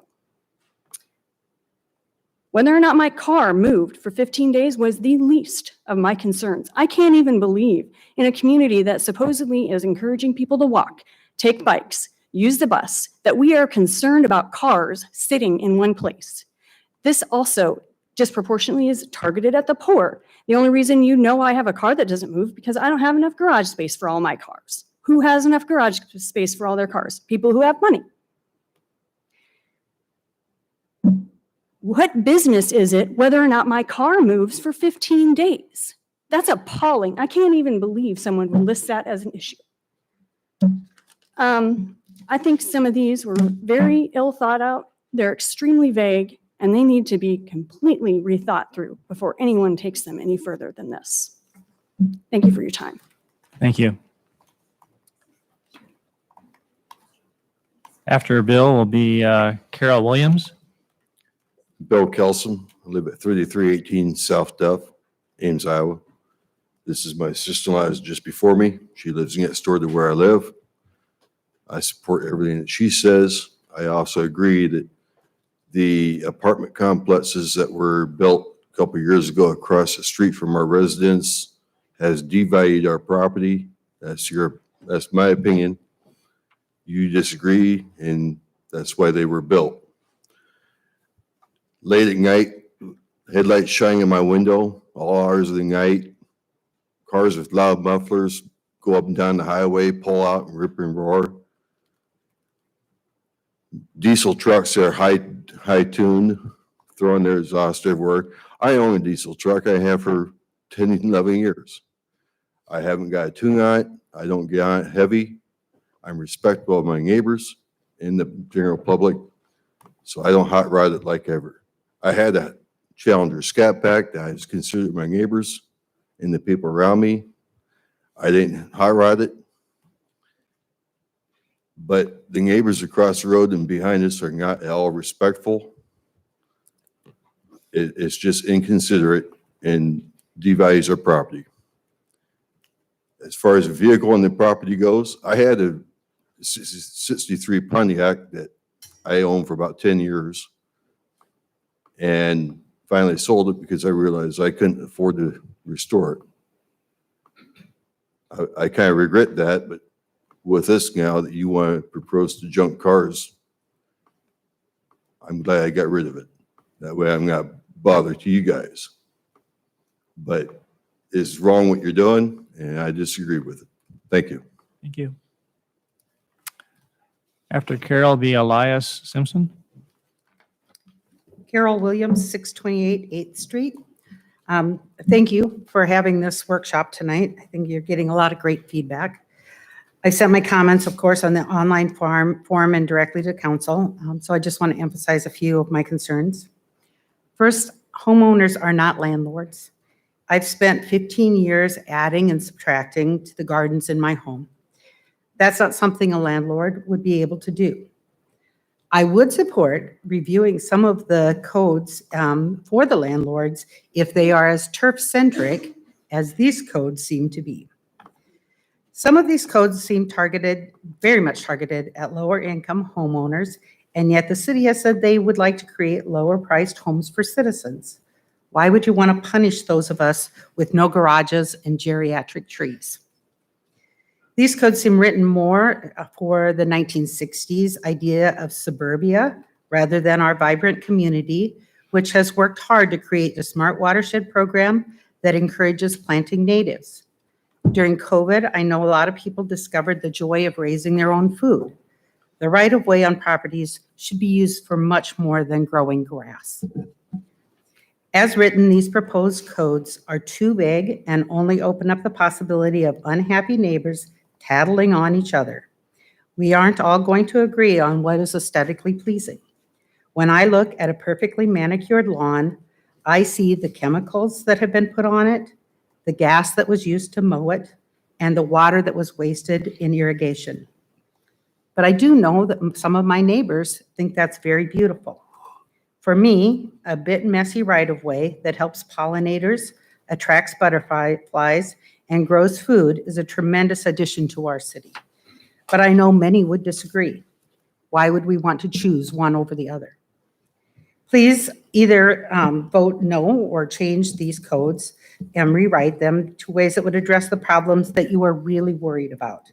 If your concern is visibility at intersections, then write the code that addresses that problem. And please consider how these codes will affect lower income homeowners. How the city might participate in solving some of the issues rather than punishing the citizens of Ames who find it difficult to conform to some of these rules. Thank you. Thank you. After Elias would be Porter Carlson. Elias Simpson, 1011 Clark Avenue. City Council, I'm responding to the proposed changes to the city code regarding exterior property maintenance in the Garden District of Ames. It saddens and troubles me that the exterior property maintenance code represents the interests of a narrow segment of the population. It is a small relief that the council is transparent, stating that the proposal is meant to address the concerns of apartment owners and neighbors who call the city to complain. It is difficult to respond to such an unbalanced proposal. I suggest the council first considers the voices of permaculture gardeners, environmentalists, herbalists, ecologists, and social justice advocates before putting forth a proposal for discussion. As an Ames resident, I chose to live in the Garden District, where the majority of lawns are untreated by herbicides. In my neighborhood, you can find gardens on the right-of-way which offer free kale, lettuce, and tomatoes to passersby. Biking past my block in late spring, peonies blast out their bodacious colors. Pollinator gardens blossom from spring to fall. The height of grass in each yard is nonconformist, and so are the plants which thrive between the sections of turf. For threatened pollinator insects like bees and butterflies, it's difficult to exaggerate the benefits of letting the yard grow out. In one study from Appleton, Wisconsin, 435 residents participated in No Mow May. Researchers from Lawrence University found that the unmowed lawns had a 5-fold increase in bee abundance and 3-fold increase in bee diversity. In addition to the generosity, beauty, and wildlife of my neighborhood, there's another reason I oppose the proposals, which would regulate the maintenance of turf and vegetation, as well as quote-unquote junk. If you sampled the properties, which would be subject to forced changes, fees, or abatement fines, and map them according to income, what would you find? Many, perhaps most of the standards would be imposed on citizens who are least able to meet them. The residents could include the elderly living alone, physically or mentally challenged residents, low-income families, or single parents. Rather than threatening the financially insecure, the overworked, or the handicapped, why not try a cooperative approach which can benefit all parties? Offer optional services such as trash removal and towing, along with any labor needed. For those who want to but are unable, a lawnmower service using electric mowers and trimmers. We could assemble a team of gardeners to convert uncared for lawns into pollinator gardens and perform routine maintenance like weeding and mulching, or the yards could be planted with fruit trees and become community orchards. If we're going to change the city code, let's do so in a way that demonstrates our sensitivity, sensibility, ingenuity, generosity, and cooperative spirit. Thank you for your consideration. Thank you, Elias. After Porter will be Jerry Neal. My name is Porter Kelsom. I live at 3312 South Duff Avenue, and my main complaint with this, although it's probably the most vague document I've ever read in my life, is the section about vehicles. First of all, you have no real definition of what a junk vehicle is. My grandfather, who is now 88 years old, has had 3 Model T Fords for more than half a century, and 2 of which have required extensive work, including dropping the engine and the transmission. And this is the same city of Ames that makes it nearly impossible to get a permit to build a shop big enough to both store a vehicle and work on it at the same time. Having a vehicle, and especially multiple vehicles, is, whether I do or do not, is none of your business. What I do on my property, if I own it, is none of your business.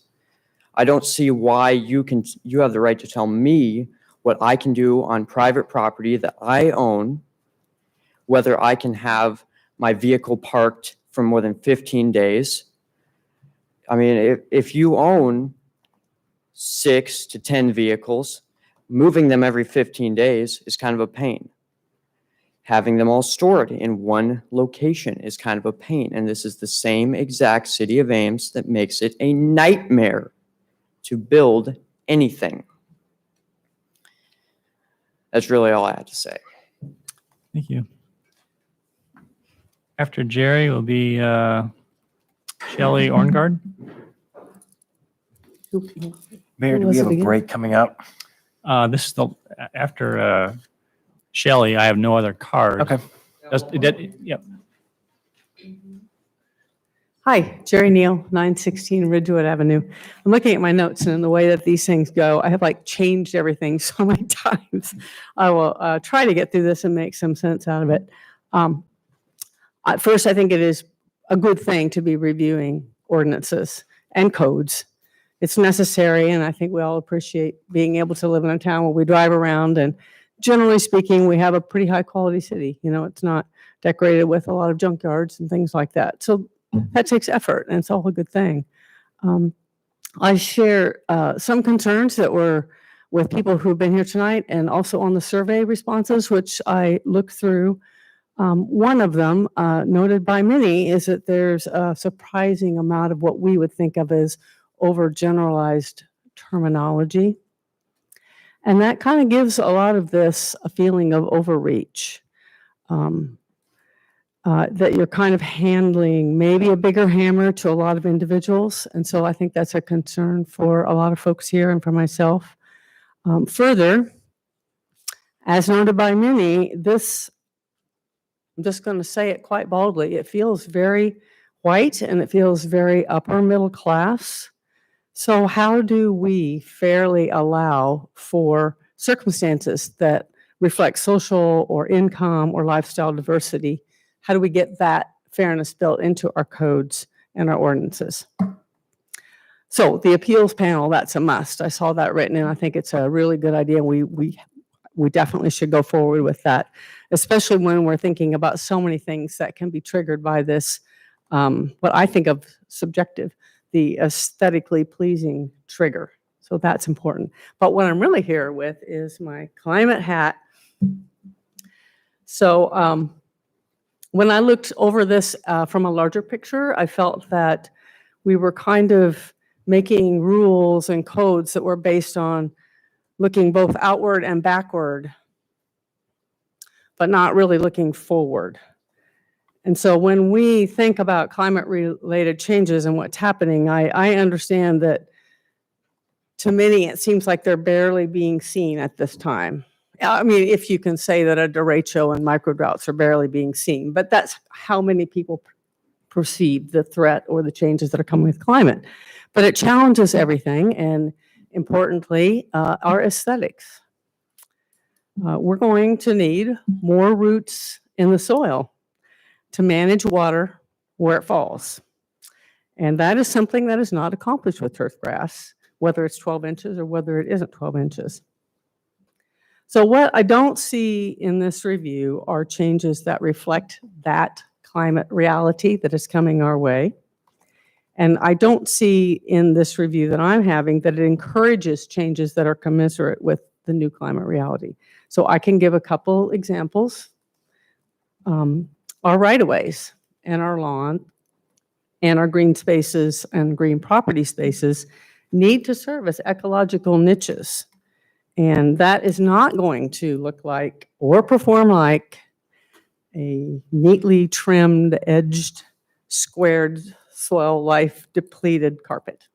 It just isn't. So that's a change that I think is coming. We need to recognize that. I'd like to see that recognized and then the change incentivized.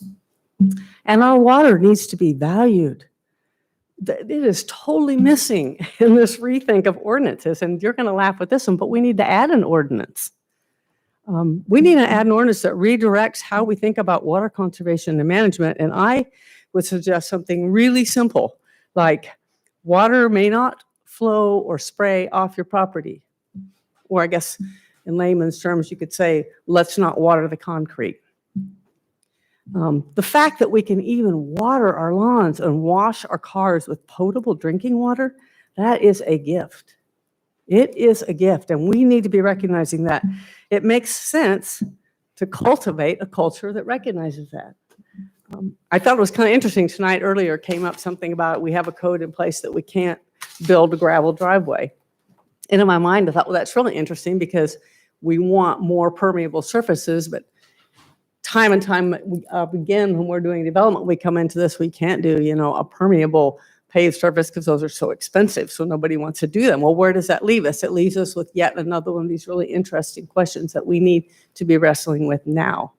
And so with that, I think I'm going to just cut it off. So thank you for the opportunity to speak. I appreciate it. Thank you, Jerry. Shelley, and then after that is Joe. Shelley Orngard, 928 Burnett. I live on the north side of Old Town, and boy, it's hard coming up after all of those. A lot of great comments, a lot of good perspectives. Jerry always has insightful things to say. I wanted to highlight when I read through the proposed property maintenance changes, a few premises that I thought should be reworked or rethought. One was that rental property owners believe, as a matter of fairness, owner-occupied units should be held to the same exterior standards as rental property owners. We did hear from one person who thought that we should have one code for everybody. But I, in my home, have a rental property. My family has owned rental properties. And I think that rental properties are doing a service for the public.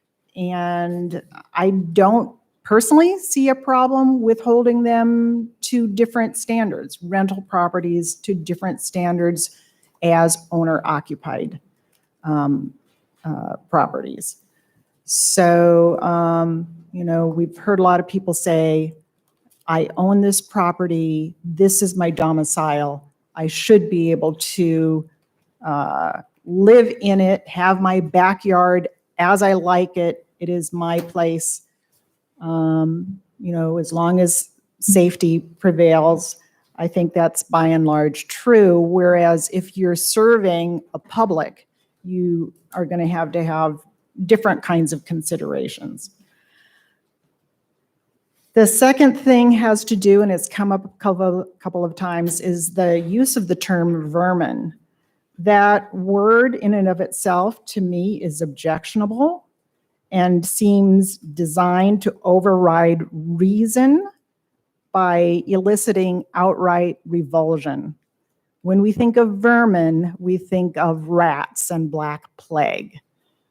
So nobody wants that. We don't want anything that is going to attract vermin. Why not use more precise words? Wildlife. If you mean mice, talk about mice. These are creatures that live in our environment. I have grass. I'm in the process of converting my yard. Actually, it's ironic this happens because I'm right now trying to convert my yard, but right now I have turf grass that I mow. I have mice. I have ground squirrels. I have tree squirrels. I have rabbits. They're there. So I've worked in areas that had woodchucks. They didn't scare me. I think that we just need to be more careful about trying to elicit fear of wildlife and wild things that are in part of the natural environment. Then a third thing is a little specific about the trees that hang over the right-of-way, and the statement was, historically, staff has required tree branches to be a minimum of 16 feet above the street and 10 feet above a sidewalk or bike path. I think bikes are supposed to be staying on the street or bike path, not a sidewalk, right? So 10 feet seems high above a sidewalk. So that premise. So those three premises there were others, but those are three premises that I just wanted to question. And there are two that I think that we should have in mind as we think about property standards. One, and actually both of them have been referred to by others, The first one is the fact that most of us know, and according to the Iowa Department of Natural Resources, Iowa has one of the most altered landscapes in the world. And the habitat of natural species, especially we're thinking these days about pollinators and butterflies and bees and those kinds of things, have been so decimated. It used to be Iowa was 76% prairie. Now there's only 1% of the original prairie that still exists. Shelley, you're at 5.5 minutes. Can you please all bring right. your comments to a close, please? Thank you. Thank you for reminding me. The second thing is about climate change, that having longer grasses, now native, and I don't think they have to be native. I mean, I don't think we have to verify that something is a native species in order to be a viable growth on, something that's valuable in our yards. So I will try to find a way to communicate other comments to you in a different way. Thank you. Joe?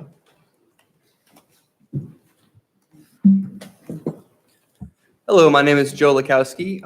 I went to Iowa State here. I completed my Bachelor of Science in Horticulture, and I worked professionally in my industry for 1.5 years before returning to Ames, and Bronwyn hired me here at Wheatsfield Cooperative, best job of all time. And through Wheatsfield, I've actually got to meet pretty much every one of the people who speak here tonight, and I've really share a lot of the same feelings and opinions as them. While I myself don't own property names, one day I strive to. And so I guess my main concern is just how vague this is, especially with like the 12-inch policy. I guess just like historical context, like let's move back pre-1800s before all of us were alive. Iowa used to be tall grass prairie. You know how tall the grass was, folks? Was it higher than 12 inches? Was it a couple feet? 6 to 8. 6 to 8 feet, he says. Would you please address your council, please? Okay, so I can't do an open forum? No. Okay, so I don't know the forum. Excuse me about that. That's okay. Keep it focused here. So yes, obviously in the past, tall grass used to be the standard in what was here, and now we've replaced it with things that aren't even from the country. You go to the big box stores and you buy stuff soaked in pesticides that people put in their yard from other countries that don't even benefit the native flora and fauna of this habitat. And not to mention, the whole industry built around lawn care. You got the noise pollution, gas pollution, sound pollution, just all the pesticides being used. That's super great for rolling your kids and dogs around. That is beneficial to them. So I'm an advocate of having more wildlife. And yes, I understand the 12 inches by the sidewalk. That makes sense. That's logical. You don't want to have sunflowers by the road and someone runs out and gets hit by a car. I can see like the visibility issue. That's understood. But when it comes to people's private property in their front yards, if they want to have native Iowa tallgrass prairie, they're actually supporting something called the non-human other. That's everyone except humans, and they have a right to exist. And our society basically says they're worthless and we should genocide them, we should poison them.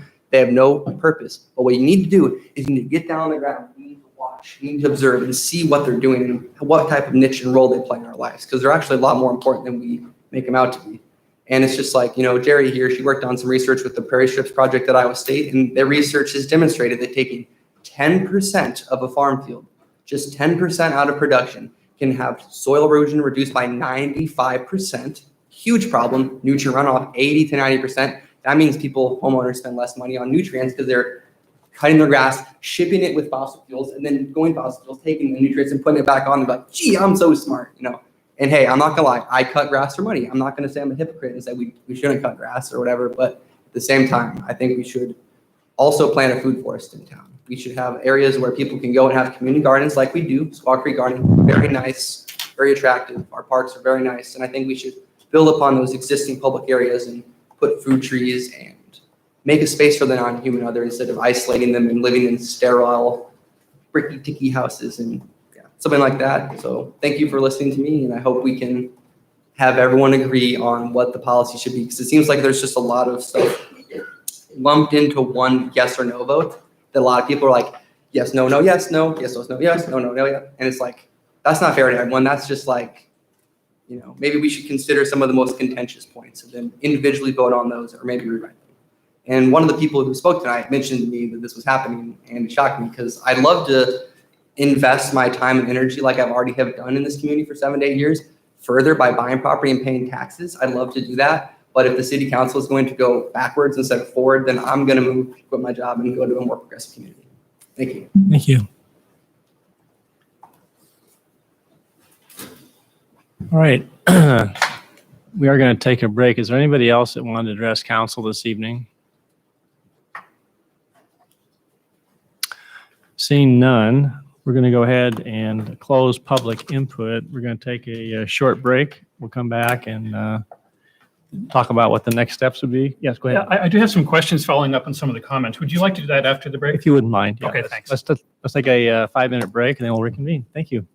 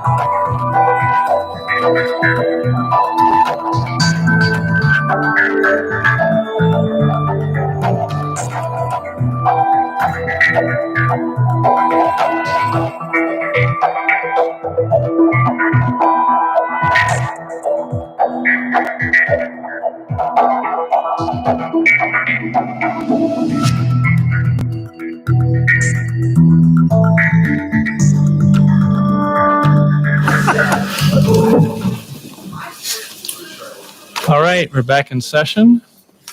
And David, you had just a few questions you want to follow up, and we'll talk about next steps. That's true. These are some topics that just came to mind based on some of the comments we heard. And first of all, about the junked and non-junked cars. You can't hear us?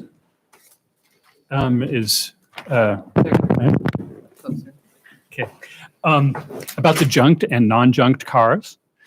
So isn't it true that those regulations are surprisingly currently City of Ames ordinances? Those are not proposals for new ordinances. Isn't that right? That's correct. And so my recollection is the reason this is being discussed now is that staff wanted to bring it to council's attention to see whether it still fit with council's plan or not. That's correct. When staff was together and talked about it, even some staff members were surprised it was in the ordinance right now, and wanted to make sure that council still wanted it there and that the exceptions were still appropriate. Okay, good. So just to be clear to the public, council has not really taken any votes about any of this material yet. We're still taking it all in.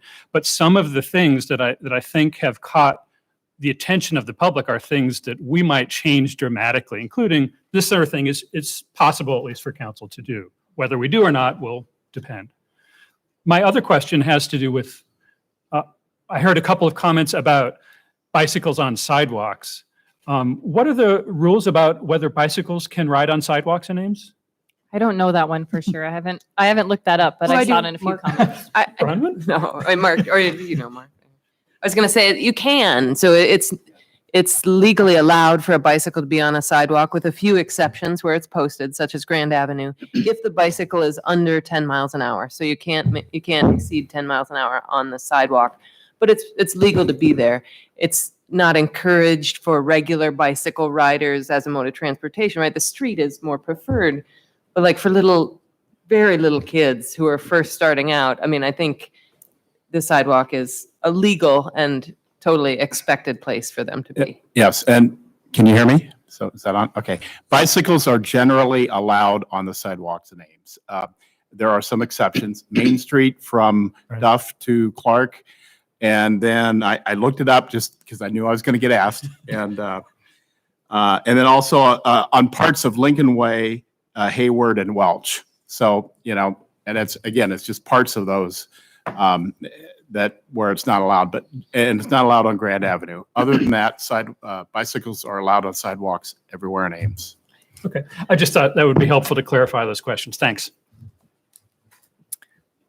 Okay, any other comments? We're not going to have discussion tonight. That's going to be reserved. One question about a slide I saw, it was a question on the online survey for people to fill out, but I didn't see a slide about it, about pushing snow onto the road. Did that fall off of the?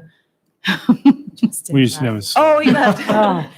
I was just curious if that had fallen off of the proposal from when we had gotten solicited comments. No, it's still on there. We didn't make a slide for it because I don't have a picture for it. I couldn't illustrate it. So there was no slide. So I talked with Justin and he said the issue is that once the street has been cleared and people push the snow back onto the street, we're not talking about a little dust when you turn your snow blower around. It's purposefully pushing it out into the street. They have to send a truck back out there to replow. And if they don't get to it in a timely manner, it can refreeze and cause traffic issues. And so he said that there's some people that do it regularly as a practice, and they want a way to be able to talk to those owners and say, this isn't okay. It's in the ordinance. You can't do this anymore. Sarah, is that a problem with plows that are plowing back into the street or snow blowing and shoveling into the street? It sounds like snow blowing and shoveling, and also like commercial companies that are plowing maybe apartment complexes that plow the street or driveway out, the parking lot out across the street and leave like windrows of snow. They don't clean those up after and they refreeze and cause issues. He said that as far as he can remember, every snow event we've had, he's had to send trucks back out to replow after because of this issue. Maybe plow people's driveways back in and they get upset. By the way, getting back to junk vehicle, there's an extensive definition right under the existing ordinance on 30.2, you'll see what a definition of a junk car is. So yes, there is a definition in the current code, although it wasn't posted on the website. That Nope, definition, correct? Right. As part of this inquiry. Correct. Thanks. That explains it, I think. Other questions or comments? I just have one comment because I think the word vague was brought up a lot. And I guess I just want to reiterate to everyone here in the public that this was intentionally left vague because this is the very beginning of this process. It's not even the middle of this process. And to staff's credit, we did not give them much direction. So they did what we asked them to do, which was very little, and asked them to come back to us. No, very, very little direction. Lots of work, very little direction. They came back to us with a very detailed report based on their interactions with the public. And we wanted to use that as a starting point for a conversation. And I really appreciated what Anne said about, listening to one another, because that's what this process is designed to do. It's for us to listen to the community and for the community to listen to one another. And whatever happens in the end, we know that not everyone's going to be happy. And I just think that that's important, that we show a little grace to all of us and our neighbors as we move through what will be a long process. Could I just reiterate what Amber said, but also add to that I know that I appreciated the comments both in favor and against these items, because I think there were some wonderful suggestions for ways to accomplish something similar without having these ordinances. But then there were also tweaks that would make the ordinance better if we chose to implement it. And so I think the public input process has been doing what it is supposed to do, which is to give us more information than we currently have about what you value as a community, and to help us figure out how to address the blatant problems that do exist.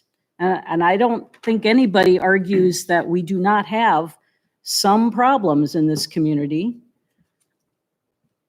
but balance that with the ability to ensure that everybody has a high quality of life. And if that means having, pollinators in your right of way, or having your cars available to you to work on, those are different kinds of values. And we have to understand those and try and synthesize them into something that works for the community. Because I'm a property owner, many of you are property owners, but as a property owner, I have property rights, but so do the people around me. And so as council, we have to figure out how to balance your individual property rights with the rights of those other property owners. And that's not easy. So we appreciate your civility tonight and all of the comments that you've provided for us. Do you have anything else? Nope. Sarah, I want a couple follow-ups. There were several people that tonight talked about the concern that sometimes people don't maintain their properties because of a mental health issue, depression, and this is sort of a reflection of what's going on inside. Could you respond to that? If you had a situation where there was a health issue, mental health, but something like that, how would we respond to that? Are there, that's maybe you haven't thought through that tonight, but if you have, could you comment on that? Yeah, I think not only have we thought through it, I've went through it. So it's all over. We have people with varying circumstances, and I think so I used to be in the codes position, and that was one of my favorite parts of the job, actually, was that I got to work with people and help them find solutions. I did not like citing people or being the heavy hand. I wanted to work with them. We have great mental health resources here. So when we experience something like that, we reach out to them. We regularly talk with Julie Saxton in the police department. So if we have a case where we think someone has an issue, maybe even they don't want to tell us, we let Julie know and she'll reach out to the providers and ask if anyone knows of this person and can help them. So we really, I don't think that's not what you think about when you think of the codes liaison driving around.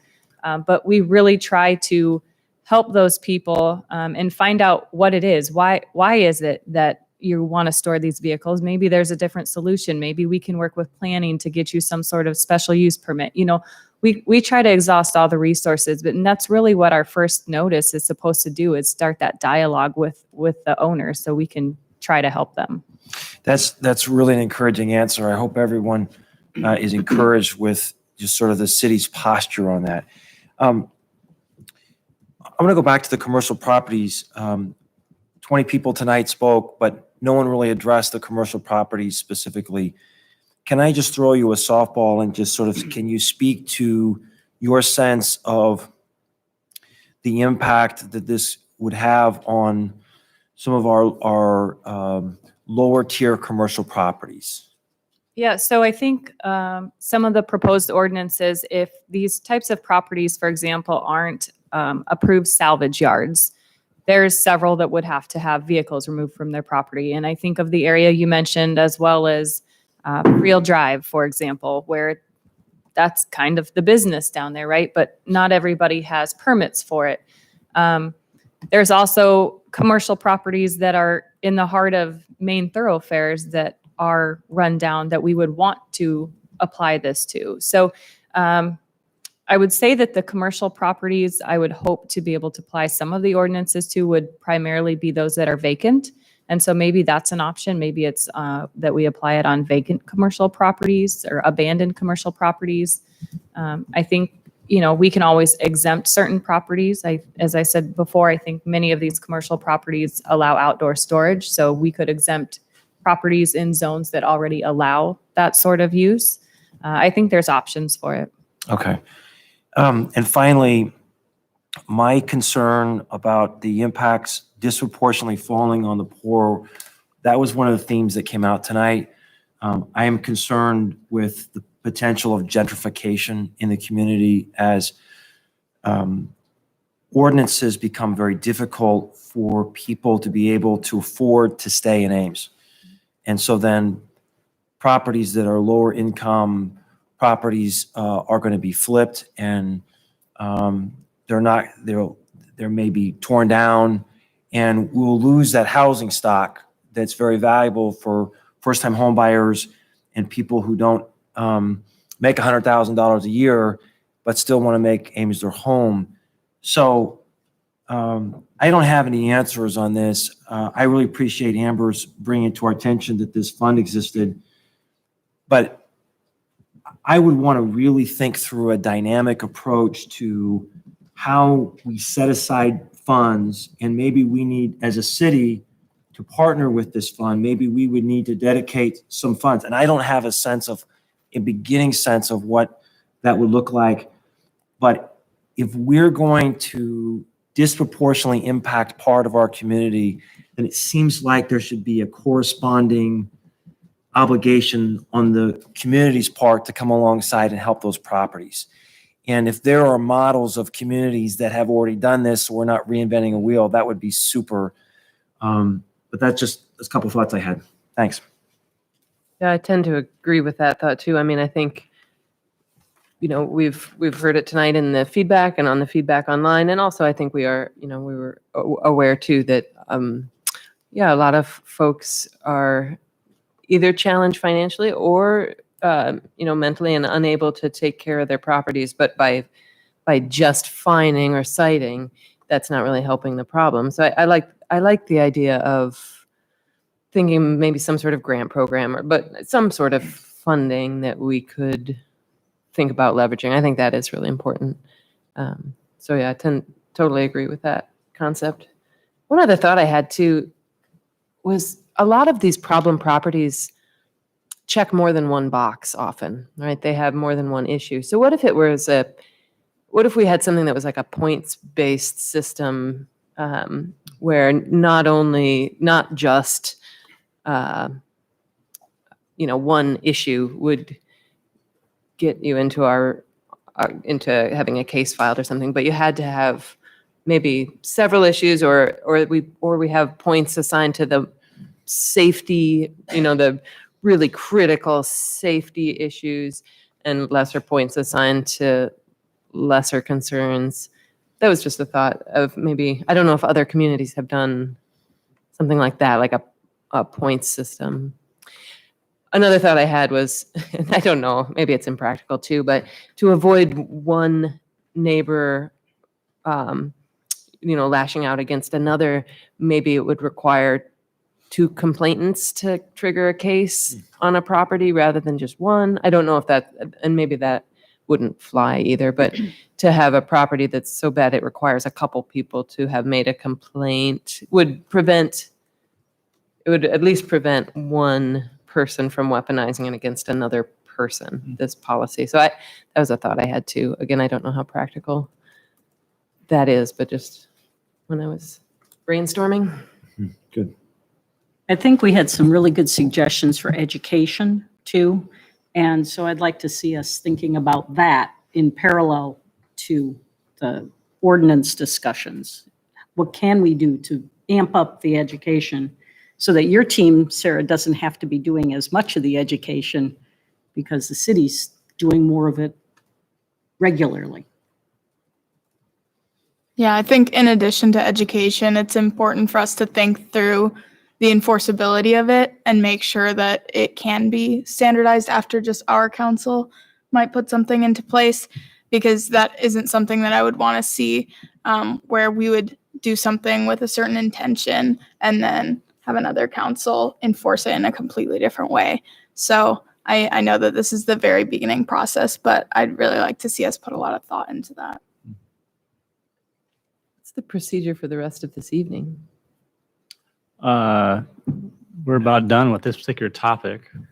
The next steps envision would be is this would come onto a council meeting or a workshop where council alone would just talk through all the issues. No public input. Essentially, at the end of that conversation, give direction to staff to either proceed with a draft ordinance with things in it that would again have public input on the draft ordinance. It's not going to come and saying it's for the first reading. It'd be something we look at. Then we can go through and say, hey, we like this, we don't like this, get more public input with the goal then ultimately to get to the point where it becomes an ordinance that can actually be considered for the individual, readings. But timeline has not been set, and whether or not we have another workshop, format that council would meet and talk about just this topic alone, or it's on a council meeting. Honestly, given the breadth of what we're talking about, I would almost envision a meeting dedicated just to this topic. Otherwise, we're probably going to have a 4 or 5 hour long council meeting, because I could envision this taking at least 2 hours, if not longer, to go through these different topics. So we don't want to get exhausted, but there's going to be additional points where we do get public inputs. That's kind of the next steps I envision. Sure. So if we do have thoughts about the proposal, like say the 12-inch in the right-of-way thing, if we have a sense for how we're feeling about that tonight, do we say that tonight or do we save that? I think you should save it and everybody has time to think about it. Okay. Let's have all the direction at one time. Yeah. Okay. I was thinking about also keeping our survey open. This could have stipulate, public might be watching this, and people now want to offer some other thoughts. So keeping the survey online open a little longer, maybe. We're not going to come back with you next council meeting. Right. And I don't know exactly when we will come back, but I thought we'd keep that open too. One of the challenges we're going to have on the workshops is that we do have Ames 2040 plan, plugged in for some of the workshops that we need to kind of get back into, the flow. So, just for those who may be watching and listening, we're not going to try and hide this for a while, and then all of a sudden this pops back up. There's a lot of other things that are on our docket that we have to really get into. So, and maybe later this summer we have a special meeting that's not even a workshop. We just go ahead and take it. But the point is, Steve and I and staff will talk about it, and then we'll kind of just get some feedback from council and then make a decision on how we're going to proceed. But there's multiple meetings coming up, multiple conversations. But the next step is basically council talking about it, by them being in the open, but not having public input. So we have a chance to really kind of digest it, or you have a chance to really say what kind of give staff direction where we're headed. Right. Okay, thanks. Yeah. One thing that really, I expected a lot of the comments that we got because it was consistent with input. But I just want to commend the community and those that spoke, because there really was compassion that came through. And that probably really stood out to me tonight, was just the fact that the concern for people. And I'm a big, one of my passions is mental health. Mental health is a real issue in our community. And for some reason, I'm dense enough. I didn't make some of those connections, but it's just like, oh yeah. And so I think that it's just refreshing to have people voicing that. So it's not just income, under-resourced, whatever, but it's also could be elderly. And so what are some solutions that we can look at? And I love, like Tim said, Amber, I love the idea, maybe the Story County Neighbors Trust, or through other programs that already exist, maybe some additional funds, maybe not this coming year, but maybe next year, get allocated from council to help fund and provide some additional grants to help people with those areas. Or maybe you say you have a little bit of staff time dedicated for, the arborist. They could go, our arborists could go around and help. I don't know. I'm just saying is that there's lots of options we can talk about, essentially. But Yeah, I mean, I know obviously it's a county-wide trust fund, and so in the smaller communities, you have people who will, drive around, and people who know their neighbors who maybe need a little help, and they'll go to them and say, hey, did you know there's this funding available to get a new roof or to repaint your house? And they sort of feed them into that process, so that there's, a familiar face that helps make that connection rather than the city doing it. And I also heard about people volunteering. I mean, I know that the Greek system needs to do a certain amount of community service every year as part of their responsibility. I mean, Sarah, you talked about the fact that one of your passions was in terms of helping people get connected with resources. Maybe an opportunity, for Trevor to go back, talk to student government and say, are there opportunities or things that people are passionate about to be engaged in the community? So I think there's some opportunities we can look at, or faith community, service communities, whatever. So, so I think it's lending a hand. And also I think I heard, which I appreciate, is building community, not basically dividing the community. So very, very positive. So thank you very much for your input. I think it was very, very beneficial, and I think gave us a lot to think about. So the next meeting has not been established. There's not a date yet, but Steve, how are we going to go ahead and get that out to the community? Will that be a press release that you think that would go out saying this is the next meeting, just so they're aware, even if it's on a council Yes, and I workshop? believe, Susan's not here, but I believe on the survey, are people being asked to leave their email. So I think we're going to try to use that as a list to blast out too. So anybody can leave their emails with us. That'll be easy for us to contact them. But we'll certainly do all the media, Facebook and media and press releases too. But it's healthy. It would be helpful we get those emails. Yeah. Okay. All right. Once again, thank you all for coming. We have a little bit of a business to take care of ourselves. We're going to move on to disposition of communications to council. So we have 3 items this evening. One's a letter from the Zoning Board of Adjustment, request to define temporary and city zoning code. We need a memo from staff. Is that okay? Move for memo. Second. All right, moved and seconded. Those in favor, please say aye. Aye. Any opposed? Motion carried. Email from Stephanie Day, Sawyer Elementary School crossing guard, safety concern at intersection of Ontario, and North Dakota. You need a memo from staff too. It's asking for lighting. So Move for a memo from staff. Second. All right, moved and seconded. Thank you. Any discussion? Those in favor of the motion, please say aye. Aye. Any opposed? Carried. Thank you. And last is a memo from Brian on broadband infrastructure grant possibility for service to Dartmoor Road. really for information purposes, I should have follow-up questions. Brian's not here, so. I do have a follow-up comment on this. It's disappointing that the news wasn't exactly what I was hoping for in terms of that grant program. But on the brighter side, I just heard today, coincidentally, that Mediacom is now serving that neighborhood. So. Competition. So that changes things, Really? for us, and that's just some good news to report. Good. All right. So we'll just take that under advisement for the memo then. All right, council comments. Trevor? Yes, so I just wanted to start off by saying that I liked your idea about getting students involved and volunteering with maybe potential maintenance things, and I'm going to start looking into that. So that's all I got. Thank you. You. Bronwyn? Nothing for me tonight. Thank you. David? No comments, thanks. Amber? Nothing. Rachel? Nothing tonight. Tim? Just a quick commercial for those who are watching. I don't know if there are still people who aren't aware that the city of Ames has fantastic gym, weight room, and cardio room that's available, and it's really underutilized. So I've been there the last couple of weeks, and I've been the only person there, and it's just phenomenal facilities. It's very inexpensive, and so I would encourage people, if they're looking for an opportunity to exercise, to check out the city's recreation facilities. We'll plug tonight.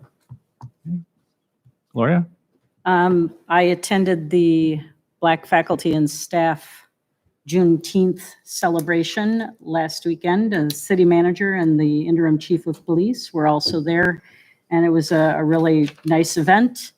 There is going to be a further educational opportunity on Juneteenth at the Ames Farmers Market. I think the Story County Democrats are sponsoring a Juneteenth thing in their building down on Main Street this Saturday. So if you don't know what Juneteenth is, you can stop by and Dr. Monique Benken will help you understand it more.